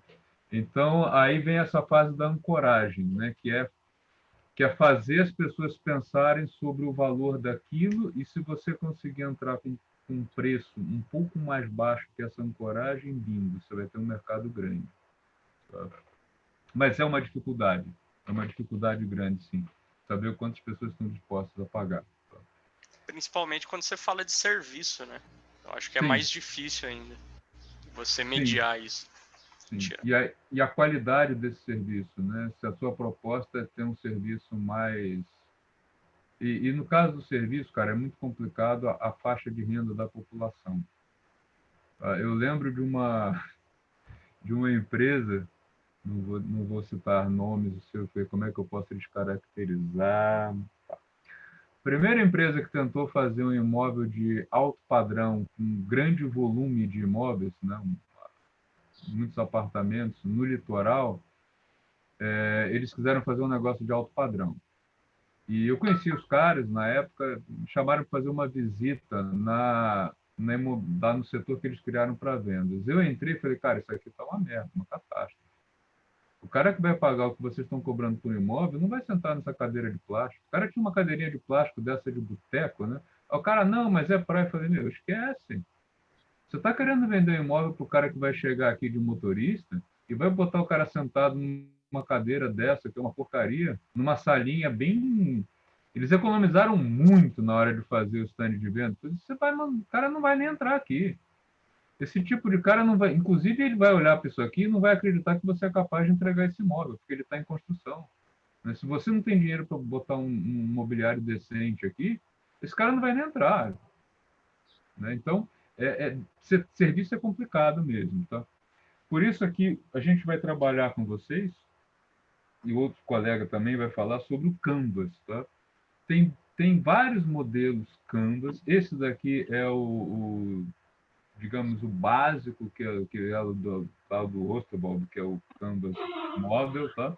E ele deve ser pensado e preenchido do centro para as bordas. Tá? É uma técnica para ajudar o empreendedor. Proposta de valor é o que a minha inovação traz para o público-alvo. Por que alguém vai comprar o meu produto? Tá? E aqui é um momento de você pensar no seguinte: o que é o meu produto? Tá? Um exemplo que eu gosto sempre de usar, que é emblemático, é o da Starbucks. O que eles vendem? Café? Não, eles não foram criados para isso. Eles foram criados para vender uma pausa num ambiente de metrópole, em ambiente agradável, perfumado e aconchegante. O café era o atrativo, né? Os caras que criaram essa rede, eles visualizaram o seguinte: causa uma cidade grande, Nova York, Chicago, foram os que eles tomaram por base. Eu saio do metrô lotado, aquele negócio desconfortável, a caminho do trabalho. Eu dou de cara com um lugar onde eu posso parar, sentar numa poltrona confortável, ouvir uma música legal, não ficar afolado com gente e tomar um café. E aí ele vende o café. Então, assim, qual é a proposta de valor deles?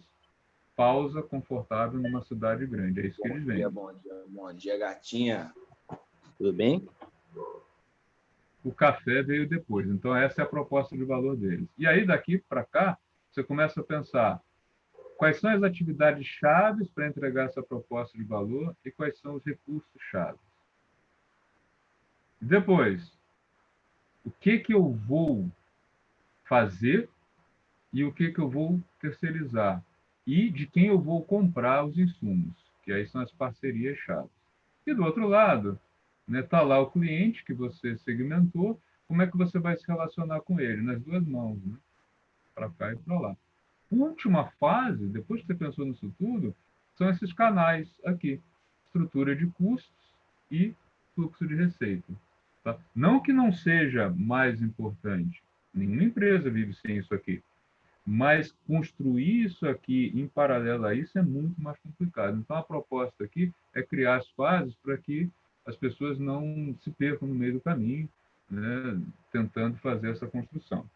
Uma outra versão que eu deixo aqui para vocês, depois a gente pode compartilhar,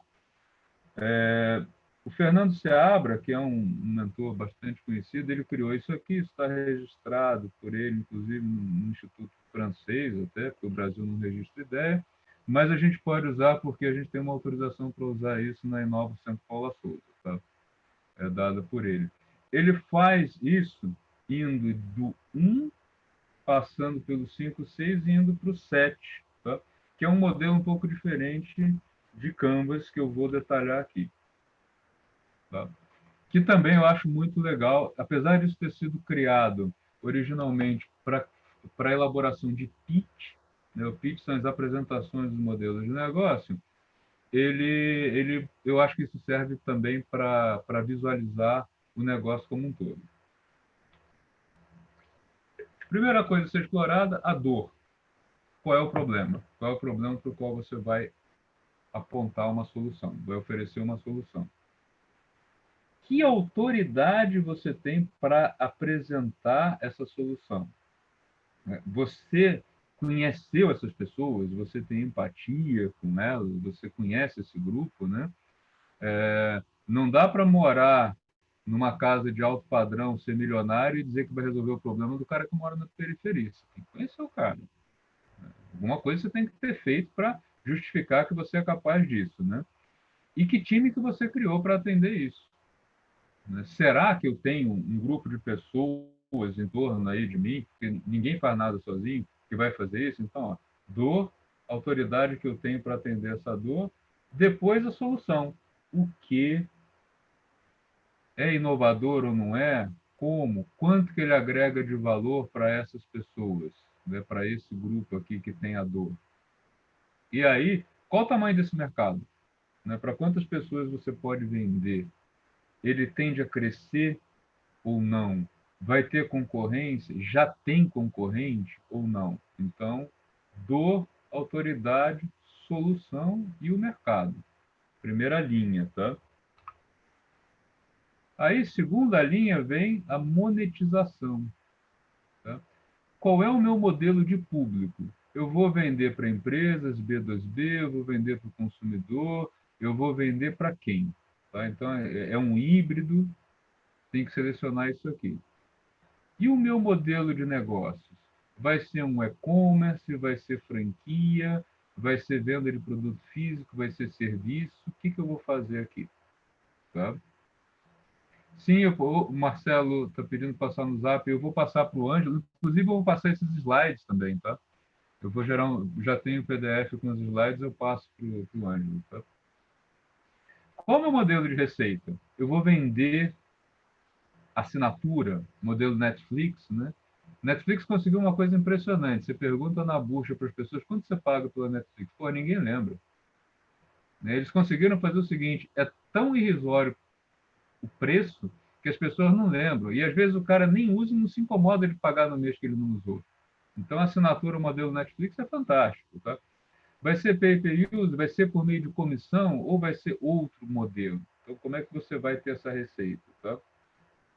Isso é o canal de vendas. O que você vai ter? Uma equipe própria, um representante, venda direta, vai ser atacado, atacarejo, vai ser call center. Como é que você vai fazer isso aqui? Então, número 5. E aí, você começa a pensar nas fases de uma startup. Você tem aqui na concepção aí do Seabra o que ele chama de pré-startup, startup e quando já está deixando de ser uma startup. A pré-startup você está tendo um insight, você está lá pensando no grupo social, no problema, você está fazendo pesquisa para saber se a tua solução atende ou não. Passou disso, chegou um MVP, e aí, ó, um cuidado, MVP é diferente de protótipo. Tá? O protótipo, você ainda não tem um produto vendável. O MVP é uma versão simplificada do produto final que você quer chegar, mas já é alguma coisa que você pode começar a vender para o seu cliente. Tá? Você vai fazer uma validação para chegar no MVP. Então, suas pesquisas vão levar você a um protótipo que você vai validar para começar a venda lá no MVP, e aí você vai botar o produto na prateleira. Momento crucial. Se deu certo, você está começando a deixar de ser uma startup porque você vai partir para tração e para escala. Tá? E aqui é muito comum que você precise de investidores mais pesados para entrar no seu negócio, porque tanto para tracionar, para ganhar escala, então nem se fala, né? Em geral, você tem investimento grande. Tá? Quando a gente vê empresas que passaram anos no negativo e são grandes sucessos, como a própria Amazon, era por quê? Porque para ganhar escala eles precisavam de investimento pesado, né?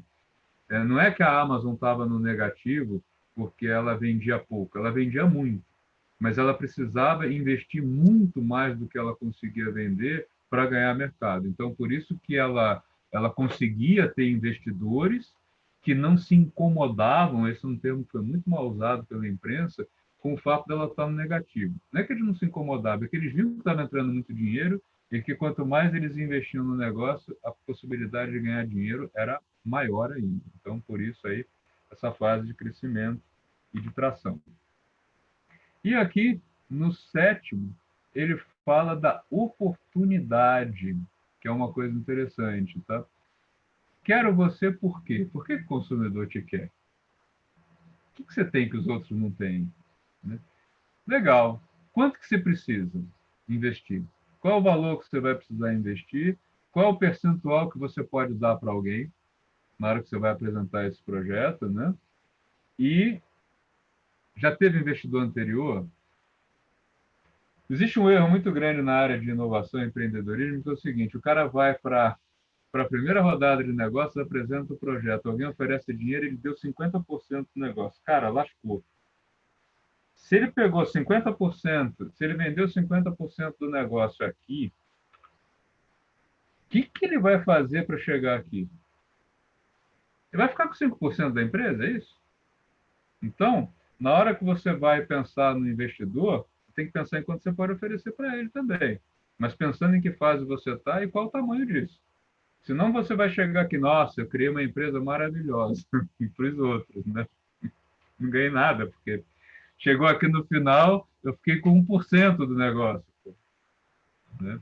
Então, isso é importante que você tenha esses números em mente. E quanto que você vai gastar de pesquisa, desenvolvimento e tal, isso que vai dar aí o fechamento do pitch, né? O fechamento da sua apresentação do negócio, fechando aí todo esse ciclo que foi proposto pelo Fernando Seabra, que, aliás, é um cara que tem umas palestras que eu gosto muito e aconselho vocês a procurarem aí no canal do YouTube. Tá? Tudo bem até aí, gente? Alguma pergunta? Algum comentário? Nada? Ó, só tem 6 respostas até agora lá no meu questionário, hein? Eu já mandei a minha, hein? Sim, o cara que fica com 100% de nada. Existe aí, na hora que você vai buscar investidor, um dilema que é o seguinte. Eu vou falar agora para vocês como, isso eu não comentei com vocês, qual é a minha especialidade maior aí dentro da área de inovação, apesar de inovação ser uma coisa muito ampla, a gente tem que abarcar tudo, né? O setor que eu mais olho é fintech, setor financeiro. Eu gosto muito desse setor, já opero há alguns anos, e eu vou te responder isso com a visão de investidor. Se eu vou assistir uma apresentação e o cara me diz que não vai botar 1 centavo no negócio dele, é porque ele não acredita no negócio. Então, ele tem que dizer, olha, eu vou aportar uma parte. O negócio aqui eu vou defender 30%, 40%, 50%, sei lá. É o meu teto, tá? Outra coisa é o quanto que ele já conseguiu de investimento dos outros. Porque se o cara foi para uma rodada de negócio e saiu com nada, é porque ninguém acreditou no negócio dele. Agora, o quanto que vai ser de investimento próprio e o quanto que vai ser de investimento de terceiro, aí é uma coisa que é muito difícil de dosar só caso a caso. Não tem uma fórmula mágica para todos os setores.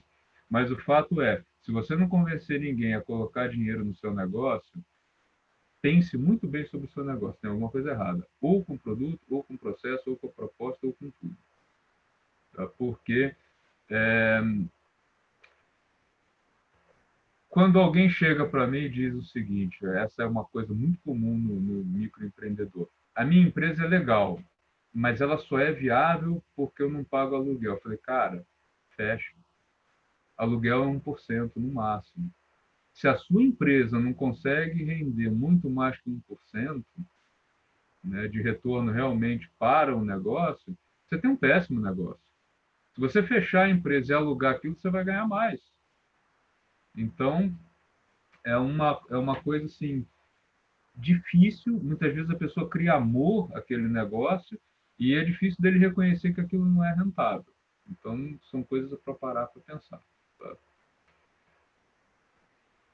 Falei de startup e hoje a gente não pode mais dizer que startup é um conceito volátil e que depende de quem está olhando, né? No Brasil já existe definição de startup.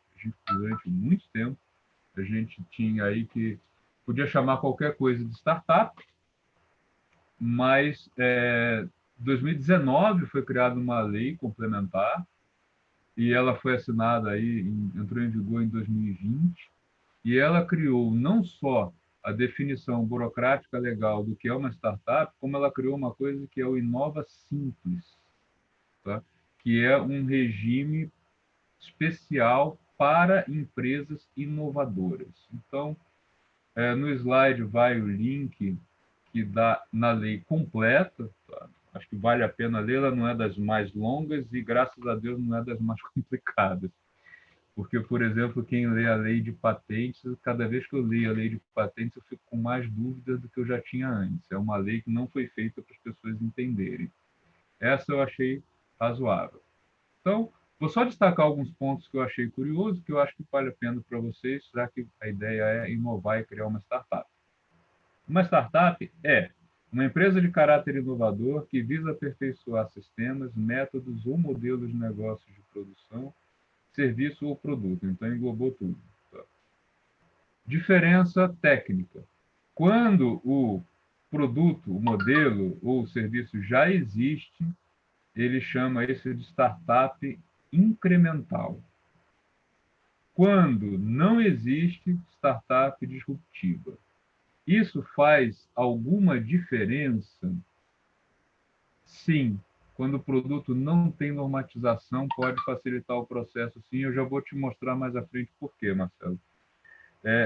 Ser incremental ou disruptiva faz alguma diferença na hora de pedir dinheiro, por exemplo, a uma FINEP ou um BNDES da vida, porque se você for caracterizado como disruptiva, você tem taxas melhores. Tá? Então, não é só aqui uma questão de linguagem bonita ou não, faz diferença na parte financeira. Então, uma startup, ela é caracterizada no artigo, né, no parágrafo 2º, por desenvolver inovações em condições de incerteza e ela carece de validações constantes. E isso possibilita, aqui, respondendo a sua pergunta, Marcelo, comercialização experimental provisória. O que isso aqui permite?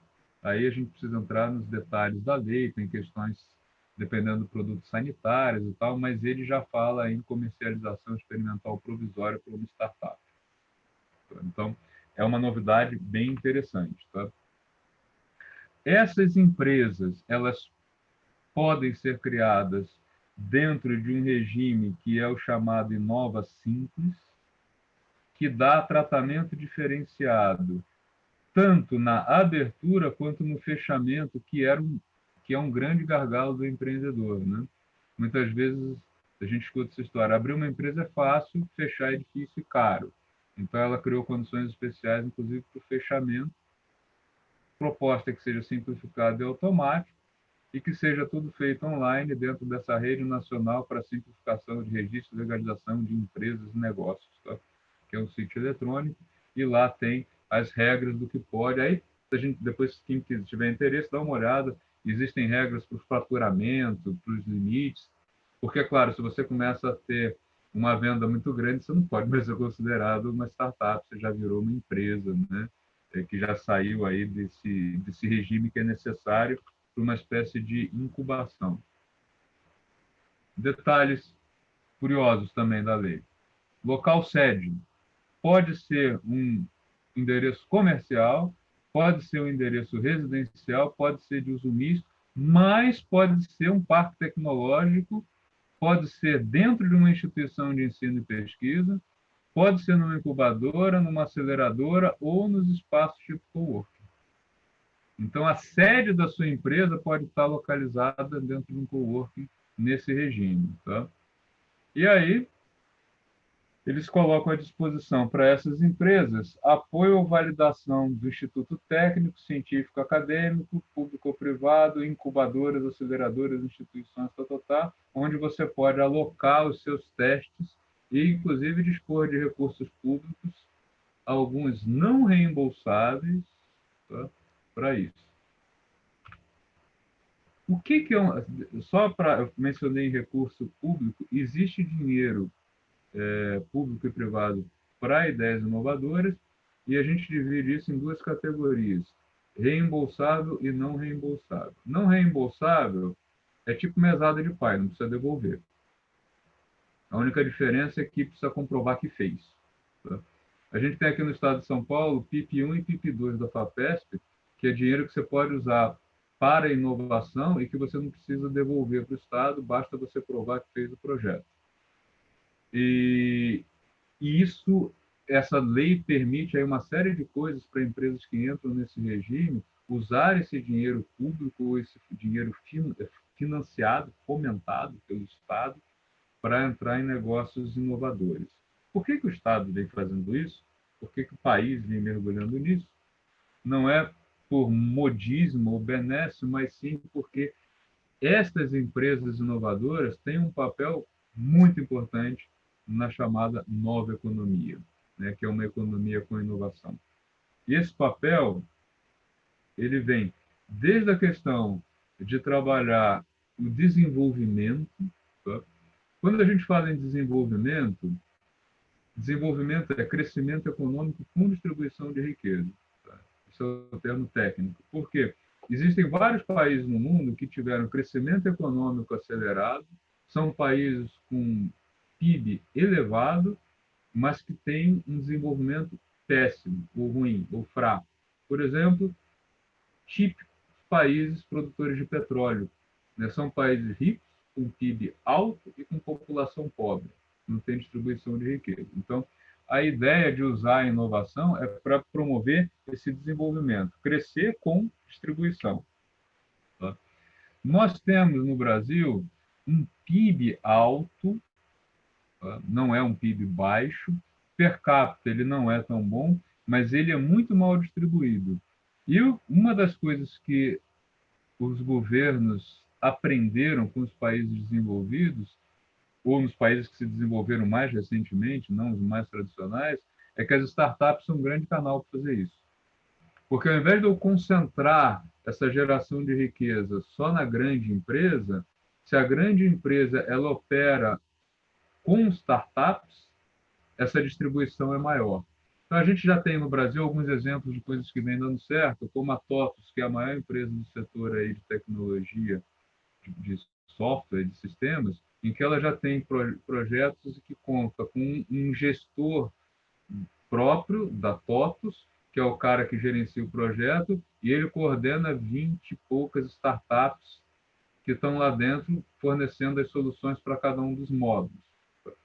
Isso é uma maneira de criar riqueza distribuindo, porque o cara que está lá dentro agora, ele tem uma empresa que está trabalhando para outra, que pode depois trabalhar para outra, e isso está gerando uma distribuição de riqueza ainda muito interessante para o Estado. Tá? Quando a gente olha aqui, ficou muito pequenininho isso, mas só para dar uma ideia, nós temos um bloco aqui, primeiro mundo, o que a gente chama de primeiro mundo? Países que são ricos e que têm o IDH alto. Né? Noruega é o primeiro, Suíça, vai até a Islândia, né? A Alemanha está aqui no meio. Países que têm uma faixa intermediária, como o Brasil, né? A gente não está numa faixa muito legal de IDH, não. Né? Se você olhar aqui, a gente está perto da Argélia, da Armênia, do México, Bósnia e Herzegovina. Isso significa que a gente tem um PIB alto, mas a gente não distribui ele muito bem. Né? E tem países aí, países africanos em especial, eles estão aqui num IDH muito baixo. Nós estamos numa faixa aqui e que o governo já descobriu que uma possibilidade que foi usada por países que chegaram nessa faixa aqui mais alta é por meio das startups. Temos desigualdades enormes. Esse mapa aqui ele mostra os estados brasileiros, quando a gente olha para o Índice de Desenvolvimento Humano, a comparação dele com países, né? Nós estamos aqui em São Paulo, que tem um IDH melhor que o da Argentina, mas nós temos estados que estão lá no Suriname, Granada, né? Países que têm histórias complicadíssimas. E isso mostra que a gente tem uma desigualdade imensa aqui. Essa desigualdade precisa ser rompida e pode ser rompida com inovação. Estou mostrando aqui que é um problema que traz inúmeras possibilidades e inúmeras possibilidades de inovação, onde você pode ganhar dinheiro ajudando pessoas, tá? Desde que você leve a elas um produto, um serviço melhor, né?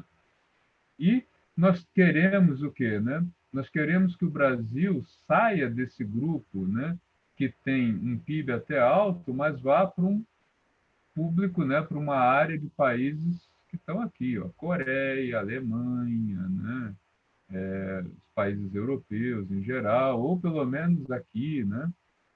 Tá? Mas a gente fica num grupo que a gente tem PIB desse time aqui que é alto, mas qualidade de vida muito baixa, né? A gente precisa sair disso. E é a nossa contribuição social aí. Eu acredito muito no modelo das startups para fazer isso. O empreendedorismo no Brasil, ele tem um ranço muito ruim. Empreendedorismo no Brasil é abrir lojinha para vender comida, aquilo, é abrir lojinha, ou então assim, eu virei empreendedor porque eu estou desempregado, mas assim que eu conseguir emprego, eu deixo de ser. Por quê? O empreendedorismo no Brasil, ele está muito voltado para produtos de baixo valor agregado, serviços também. E a ideia todos os projetos que a gente está fazendo é entender que o empreendedor ele deve ser um cara inovador, né? Eu não abri empresa porque eu estou desempregado, eu abri empresa porque eu quero ficar rico. E querer ficar rico é bom. Tá? É bom. Os americanos querem ficar ricos e eles abrem empresas em continuidade e tem uma espiral de crescimento invejável, né? Porque o cara não abriu empresa porque ficou desempregado. Pelo contrário, eu estou dentro de uma empresa e eu conheço aquele setor e eu vou abrir uma empresa porque eu acho que eu posso ganhar mais dinheiro que o meu patrão. Tá? Eu não entendo por que aqui na região, me perdoe se alguém passou por isso, mas eu já tive vários exemplos de, inclusive, colegas que o cara tinha um histórico enorme no setor automotivo. O cara entende muito de autopeças. Aí fica desempregado e abre uma pizzaria. Eu falei, cara, você nunca foi na cozinha, pô. Você não sabe qual é a diferença entre calabresa e toscana. Como é que você vai vender pizza? Pô, você entende de autopeça? Vai fazer peça. Né? Vai trabalhar numa oficina de reparo, abre alguma coisa da área de qualidade, abre uma consultoria, faz alguma coisa da qual você entenda. Não, eu vou vender pizza, eu vou abrir uma sorveteria no shopping, sabe? E, inclusive, sem se dar conta do seguinte, restaurante é muito complicado. Restaurante é um negócio super trabalhoso. Quem já teve restaurante, eu tenho contato com quem já teve um restaurante de sucesso, sabe que a vida do... Se o cara não gostar muito de fazer aquilo, ele vive no inferno. Porque assim, ele acorda de madrugada, ele controla a compra, ele controla a abertura, ele controla o durante, e quando o negócio fecha, ele controla a turma que vai limpar para começar no dia seguinte. Então, é um negócio complicadíssimo. E o cara está lá no setor automotivo, abre um restaurante para ficar rico. Pô, não, você vai jogar dinheiro fora. Como aconteceu com vários aqui na região, infelizmente, né? Então, a nossa batalha, a nossa aqui, luta, né? O Ângelo está nisso também, toda a equipe do HIT, é o seguinte, abrir empresas que tenham diferencial e que sejam negócios que tragam soluções e soluções que podem impulsionar esse mercado, que podem impulsionar essa economia e que podem te fazer muito bem também, né? Que podem te fazer ficar rico. Né? O que nós estamos oferecendo hoje aqui na região? Agora eu vou fazer um pouco de propaganda.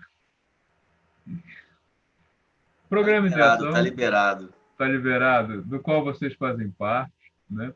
Esse programa foi criado para que vocês conheçam o que é inovação, conheçam um pouco do empreendedorismo e tenham uma ideia.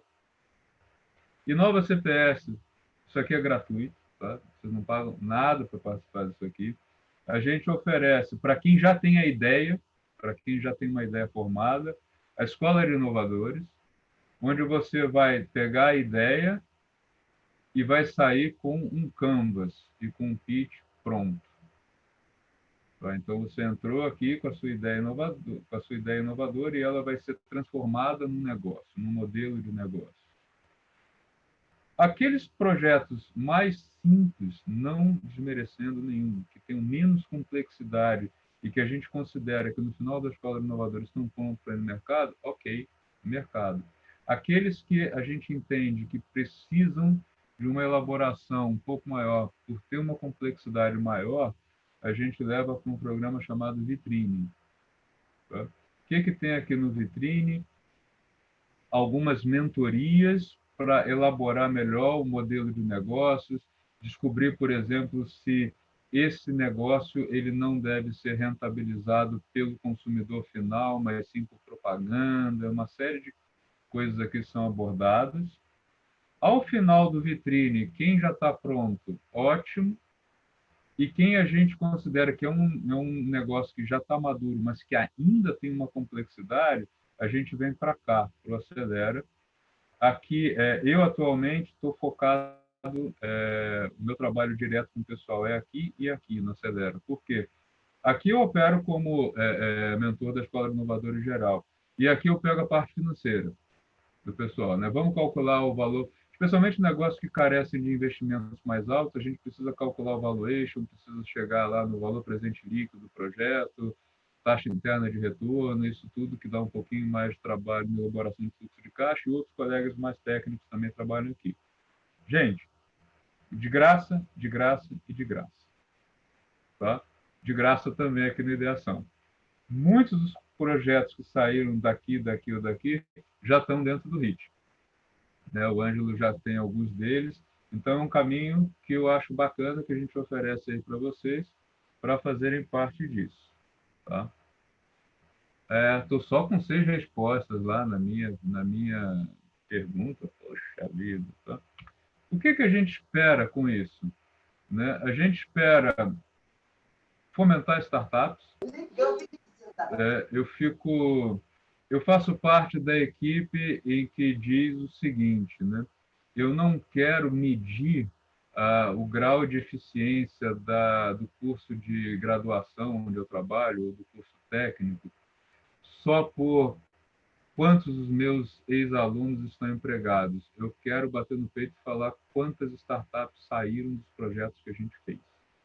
Eu acho que é uma medida tão boa quanto. É claro que algumas pessoas não têm o viés empreendedor, vão ser excelentes empregados, competentes profissionais liberais, mas eu quero também que essas organizações onde eu trabalho sejam base para lançar no mercado empresas que vão operar como startups. E meu sonho, acho que o sonho de todo mundo que trabalha com empreendedorismo é chegar no unicórnio, né? Chegar numa empresa que vá ao mercado aí por $1 bilhão. Nem todas serão unicórnios, né? É uma brincadeira. Claro que todo mundo gostaria de ser o participante de um projeto que chegou no unicórnio, mas quando a gente vê aí empresas que estão funcionando e que os caras que tiveram aquela ideia lá no início hoje estão vivendo disso, estão operando no mercado, estão fazendo diferença, a gente fica muito feliz com isso. E esse é o nosso trabalho, tanto na Inova CPS, quanto no Núcleo de Inovação Tecnológica da Unital. E o HIT é um grande parceiro nisso, porque pode oferecer o espaço. Né? O espaço e também todos esses cursos, tudo isso que a gente vem trabalhando para oferecer esse serviço aí para vocês. Eu deixo aqui meus contatos, esses slides o Ângelo depois vai mandar para vocês, tá? Também interajo bastante via redes sociais, Facebook, LinkedIn, e-mail também. Eu mantenho alguns grupos aí nos quais a gente senta para conversar com alguma periodicidade, fazendo reuniões. Estou vendo aqui uma carinha conhecida, Nayara. Nayara, se quiser falar, Nayara passou pela Escola de Inovadores, né? Está hoje pensando em outros projetos. Se você quiser falar alguma coisa a respeito. Na verdade, assim, né? Para mim foi uma experiência na Escola de Inovadores. Eu acho que foi um momento de, na verdade, amadurecer uma ideia que tinha nascido um ano antes, né? Eu participei o ano passado, 2019. Eu tenho uma empresa, né? Os Fuleirinhos. E eu trabalho, na verdade, eu cheguei, né? O meu início foi muito isso, de tipo, eu tinha, na minha cabeça era muito essa coisa de até onde eu podia ir com aquilo que eu fazia. Eu acho que na Inova, né? Lá fala de inovadores, eu acho que eu pude ampliar esse olhar assim mesmo e entender que o meu negócio tinha muito mais potencial do que eu estava enxergando, inclusive, né?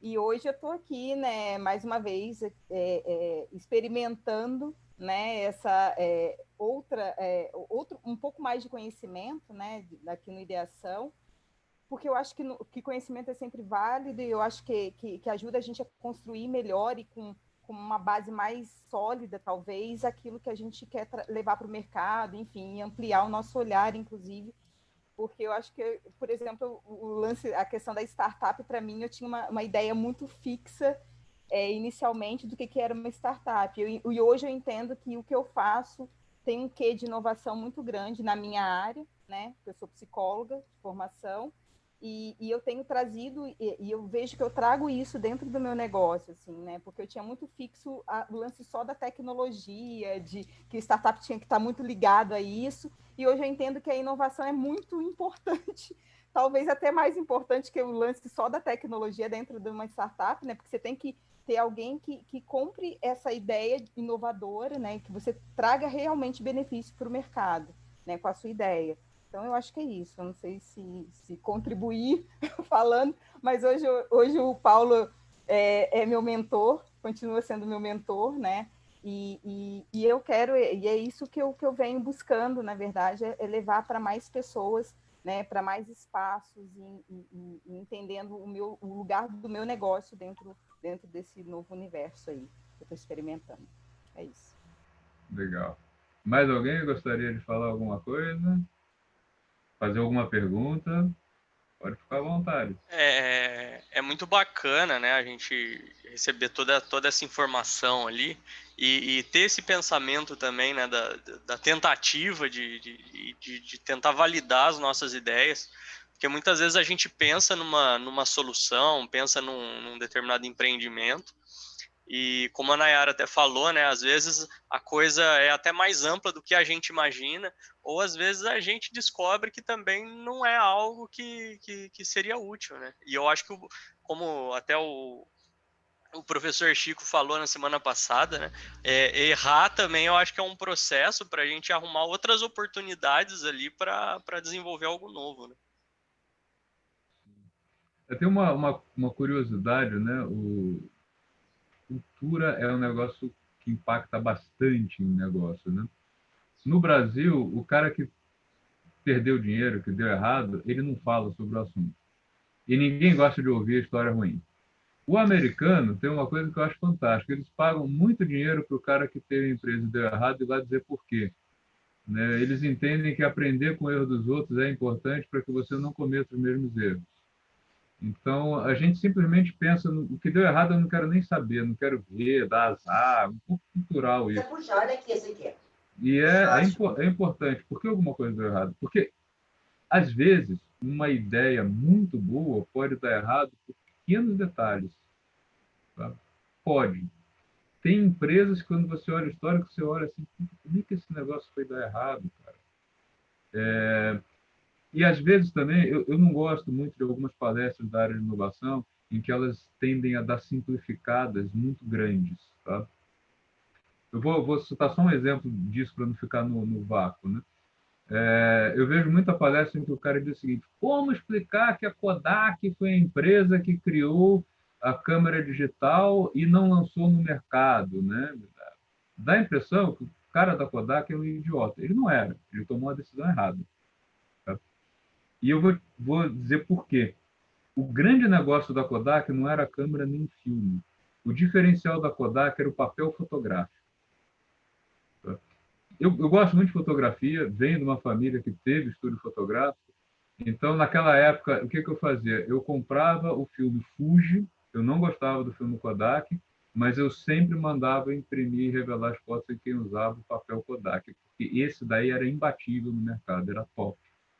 Então, como o negócio da Kodak não era a câmera, era o papel, eles simplesmente não viram naquela câmera uma grande diferença. E olha que na época, a foto digital, quem criou nem era pensando em ficar com ela na tela, era imprimir.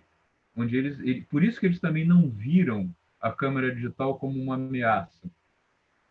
E aí tomaram a decisão de não lançar no mercado e continuar focado no mais rentável que eles tinham, que era o papel. No início, eles até não deram tão errado, porque as pessoas iam lá, tiravam a foto digital e imprimiam. Mas muito rapidamente isso acabou com o negócio deles. Daí a empresa faliu. Então, assim, essa simplificação, cuidado com quem vende essas coisas assim muito fácil. O cara que construiu a Kodak não era um completo imbecil, porque o imbecil não construiria uma Kodak. Ele só tomou uma posição que deu errado no mercado. Vou mostrar para vocês, só para a gente finalizar o resultado da pesquisa. Vai continuar, eu vou deixar em aberto, tá? Quem Paulo, não... deixa em aberto, Paulo, porque eu respondi e para quem não tinha alguma coisa em mente para responder, vai pensar um pouco. Eu te garanto que você vai receber algumas respostas depois. Sim, vou deixar em aberto por isso. Ó, aqui eu fiquei... Estão vendo já a tela? Já. Eu fiquei com uma primeira surpresa, que home office, muita gente ia apostar que é mudança permanente. Ok, agora a minha surpresa foi aqui, ó. Preferência pela compra online também, foi aqui, ó. Né? Na questão aqui Ah, não, a comemoração está embaixo. Ok, veio em linha com o que eu tinha pensado mesmo. Eu confundi aqui o roxo com o rosa. Tá. Então, ó.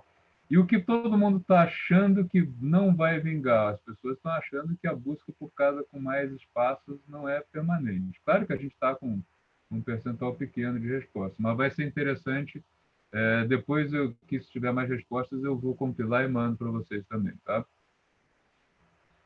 Maior oportunidade de negócios, home office e preferência pelas compras online. Sim, acho que isso é mesmo, né? Então, mais direto, tá? Aí, aqui algumas respostas, né? A burocratização e o processo de devolução de produtos realmente é uma grande oportunidade, né? O tempo de entrega, ok. Logística, galpões logísticos e fundos imobiliários de galpões logísticos estão em alta, né? Dificuldade de relacionamento entre funcionários, ok. A equipe trabalhar em conjunto, realmente. Quando a gente pensa nas equipes atuais, em que as pessoas se conhecem e hoje estão no ambiente virtual, a interação é boa. Mas uma equipe que começa no virtual é difícil. Eu acho que vai precisar realmente de algumas... E aí vem uma oportunidade para os psicólogos, viu? Promover essas sessões de treinamento, que na verdade vai servir mais para que as pessoas se conheçam e possam trabalhar no online. Eu acho que isso é uma coisa que é um mercado legal, viu? Acho que a saúde digital também, né? Porque também aí você começa a observar vários estudos até da frequência do acompanhamento com tecnologia, quanto tempo você fica na frente do computador, quanto isso é prejudicial, quanto que não é. Acho que tende a aumentar também o número de pesquisas desse nível aí, que antes a gente não tinha muito, né? Sim, o sedentarismo, né? Por outro lado, também a gente viu uma explosão de vendas de algumas coisas. Eu gosto de pedalar. Cara, tá difícil comprar peça para bicicleta. Não tem. Você vai na loja, não tem. Você tem que pedir, esperar. Quebra alguma coisa na bike, você vai ficar aí 1, 2 semanas esperando uma peça chegar, porque não tem. Eu saía para pedalar, ia lá para os meus trajetos, quase que deserto. Já tinha turminha que a gente não sabe um nome do outro, mas se cumprimentava, porque eram sempre as mesmas caras. O negócio, sim, cresceu muito. Então, também é uma possibilidade. Aí aqui depois vi os nomes e tal, nem vou colocar aqui, que é dado pessoal, tá? Mas eu vou deixar em aberto, sim, Ângelo. E já está aí 12:01, já passamos do horário combinado. Eu agradeço a presença de todos, aí espero ter sido útil para vocês. Contatos abertos, linhas abertas, podem contar aí com o meu apoio e muito obrigado aí pelo espaço do HIT para fazer esse tipo de evento que eu gosto muito. Prazer ter estado com vocês. Paulo, a gente agradece. Acho que o Ideação está chegando na metade, são 7 encontros, esse foi o terceiro. Eu sou suspeito, mas o gostinho que o primeiro e o segundo deixou e o dia de hoje também vem mostrando que a gente está peneirando quem está aqui dentro, a gente percebe quem é a galera que está mais entusiasmada. Acho que esse é um processo comum, né? Estou vendo o pessoal fazer assim com a cabeça, acho que esse é um processo comum, mas o grande valor que a gente, depois que tem esse momento, a gente faz uma reunião no HIT para falar como foi o último encontro do Ideação, o que está ficando dentro do HIT é a qualidade da interação e das ideias que estão sendo discutidas aqui. Eu não tenho dúvida, o neném chorando aqui, os desafios do home office, eu tenho para você aparecer também. Eu não tenho dúvida de que se a gente aqui ficasse aqui, ia ficar mais uma meia hora dando exemplos e falando sobre coisas, porque eu estou aqui, tá na garganta, eu estou engolindo aqui algumas coisas que eu queria dizer, mas a gente tem aí que, até em respeito a todos, cumprir com o horário. Então, em nome de todos que estão aqui, em nome do HIT, muito obrigado. E, cara, é só o começo dessa interação aí, já arrancou meio fone do meu ouvido, é só o começo dessa interação. E para o pessoal que assistiu a aula, até semana que vem. E na segunda, na terça, eu coloco o link do gravado para quem não pôde estar presente. Paulo, obrigado mais uma vez. Bom final de semana para todo mundo. Sucesso a todos. Até mais. Obrigado aí, professor. Obrigado, Ângelo. Tchau, tchau. Prazer conhecer. Valeu, obrigado.